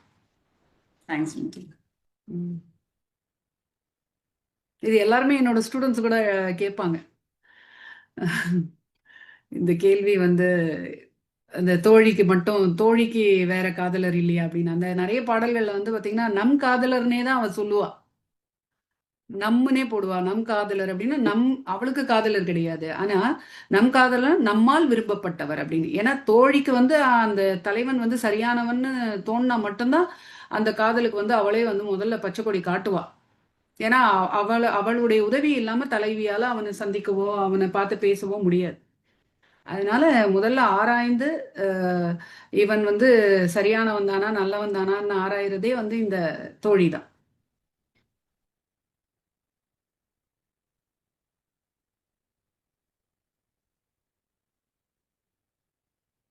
நிகழ்ச்சி முடிச்சுக்கலாங்களா? இல்ல இத இப்படி பார்க்கலாம்னு நினைக்கிறேன். ஒரு சின்ன விளக்கம் மட்டும் கொடுத்துறேன். அந்த காலத்துல ஆண்களை பற்றிய படைப்புகள் கூட மன்னர்கள் அல்லது அந்த மாதிரி மேல்தட்டுல இருக்கிறவங்க, பிரபுக்கள் இப்படியானவங்க, அப்புறம் அவர்களுக்கு உதவி செய்யக்கூடிய நண்பர்கள், இப்படிதான் அந்த கதைகள்லாம் அமைக்கப்பட்டவங்க. அது ஒரு பிற்காலத்துலதான் எளிய மக்களுடைய கதைகளை அவர்களை நாயகர்களாக்குகிறதெல்லாம் பின்னால்தான் வந்தது. அது போல தானே பெண்களுக்கு இருந்திருக்க முடியும். அப்ப தலைவிங்கிறவ ஏதோ ஒரு வகையில ஒரு உயர்குடியை சேர்ந்தவர், அவளுக்கு உதவி செய்கிறவள் தோழி. அது நீ ஆனா ஒரு கேள்வி அழகா போட்டீங்க. தோழிக்கு ஒரு காதலன் இருந்து அவளுக்கு என்னடா ஊருக்கு போனவன் திரும்பி வரலையே, அல்ல போருக்கு போன படுவாவி இந்த மன்னனுக்காக போருக்கு போனவன் திரும்பி வரலையே, எந்த யானைகிட்ட மிதிப்பட்டு செத்தானோ என்னமோன்னு அவ கவலைப்பட்டு, அப்ப இவ வந்து அப்பெல்லாம் நடந்திருக்காது கவலைப்படாதுன்னு சொல்லியிருந்தா அப்ப இவ தோழி ஆகிடுவா. ஆனா அப்படியான காட்சிகள் இல்லைங்கிறதான் நமக்கு. ஆமா, பெரும்பாலும் தலைவிக்கு ஆறுதல் சொல்ற மாதிரி தோழியை தான் காட்டுறாங்களே தவிர தோழிக்கு ஆறுதல் சொன்ன தலைவி மாதிரி பாடலும் இல்ல. ஆமா, அது இல்ல. பிற்காலத்துலதான் அந்த சிந்தனை எல்லாம் வந்தது. நீங்க கூட அந்த இது ஒண்ணு சொன்னீங்க, ஒரு அறிவியல் சார்ந்த ஒரு தகவலை சொல்லிடுறேன். அந்த நீங்க அந்த பெண்ணுக்கு பதில் சொல்லுகிற போது அந்த இது சொன்னீங்க, சேது பாலம் பற்றிய ஆய்வுகள்லாம் இப்ப வருதுன்னு சொல்லி. அது இல்ல, அப்படிலாம் ஒன்னும் ஆய்வுகள் சொல்லல. ஆய்வுகள் சொல்றதாக சொல்லிக்கிட்டு இருக்கிறாங்க. என்ன விஷயம்னா, ஒரு காலத்துல இலங்கையும் இந்திய இந்த துணைக்கண்டம் சேர்ந்து ஒரே துணைக்கண்ட பகுதியா தான் இருந்தது. அந்த பகுதியில கடல் கொள்ளும் போது ஒரு குறிப்பிட்ட பகுதி திட்டு போல அமைஞ்சு போச்சு. அதை சொல்லுகிறார்கள். ஏன்னா கடல் இருக்கத்தானே செய்யும். அதைத்தான் இவங்க ராமர் பாலம் சொல்றாங்க. ராமர்னு ஒருத்தர் வந்ததுக்கோ அவர் போய் அந்த பாலத்தை திட்டமிட்டு கட்டினதுக்கான எந்த சான்று கிடையாது. அதாவது வெறும் இலக்கியத்துல சொல்றதை மட்டும் அறிவியல் சான்றாக எடுத்துக்கொள்ள முடியாது. இப்படி ஒரு கருத்து இருக்கிறது. இன்னொரு அறிவியல் கருத்து என்ன இருக்கிறது என்றால், அது அந்த கடல் அது வந்து சந்திப்பகுதி இல்லையா, அந்த நீரோட்டத்தின் காரணமாகவே, நீரோட்டம் மோதிக்கிட்டே இருக்கும், அதன் காரணமாகவே அமைந்த இயற்கையான திட்டு அது மணல் திட்டு பகுதி அப்படின்னு. அதனால அதற்கு இவர் கற்பனையாக சேது பாலன் என்று பெயர் வைத்தா நான் ரசிக்கிறேன், அது வேற. அது ஏன்னா புலவர்களுக்கும் படைப்பாளிகளுக்குமே உள்ள உரிமை அது. ஆனா அதை வச்சுட்டு வேற ஒரு அரசியல் கட்ட வரும்போது நான் வெறுக்கிறேன், அவ்வளவுதான். சரிங்க, நல்லதுமா, முடிவு செஞ்சுக்கலாம். அனைவருக்கும் இனிய மாலை வணக்கம். வாருங்கள் படைப்போம் என்னும் இனிய இந்த அருமையான இலக்கிய மற்றும் படைப்புத்திறன் நிகழ்ச்சி இன்று மிகவும் சிறப்பாகவும் மனநிறைவாகவும் நிறைவடைத்துள்ளது. இந்த இனிய தருணத்தில் நன்றியுரையை வழங்குவதில் நான் மிகுந்த மகிழ்ச்சியும் பெருமையும் அடைகிறேன்.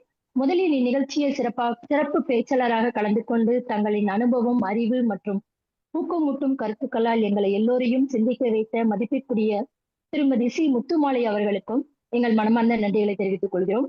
அவர்களின் ஒவ்வொரு வார்த்தையும் நமக்குள் புதிய உற்சாகத்தையும் படைப்பாற்றலையும் விதைத்துள்ளது. தங்களின் அரிய நேரத்தை ஒதுக்கி இந்த நிகழ்ச்சியில் கலந்து கொண்டு சிறப்பித்ததற்கு மீண்டும் ஒரு முறை மனமார்ந்த நன்றிகள். அதேபோல் இந்நிகழ்ச்சியில் கலந்து கொண்டு தங்களின் பங்களிப்பால் நிகழ்வை மேலும் அழகுபடுத்திய கவிஞர்கள் கலைபாலா மற்றும் கலையரசி அவர்களுக்கும் எங்கள் அன்பான நன்றிகள். தங்களின் கருத்துக்கள், கவிதை உணர்வுகள் மற்றும் பங்கேற்பு நிகழ்ச்சிகளை தனித்துவமாக சிறப்பாக மிகவும் அருமையாக அமைந்துள்ளது. மேலும் இந்த நிகழ்ச்சியை தொடர்ந்து ஆதரித்து வரும் வாருங்கள் படைப்போம் குழுவிற்கும் இணைந்து ரசித்த அனைத்து படைப்பாளர்களுக்கும், நண்பர்களுக்கும், இலக்கிய ஆர்வலர்களுக்கும் எங்கள் இதயம் கனிந்த நன்றிகளை தெரிவித்துக் கொள்கிறோம். உங்கள் ஆதரவும் ஊக்கமும் தான் இத்தகைய நிகழ்ச்சிகளை தொடர்ந்து வெற்றிகரமாக நடைபெறுவதற்காக மிகப்பெரிய பாலமாகும்.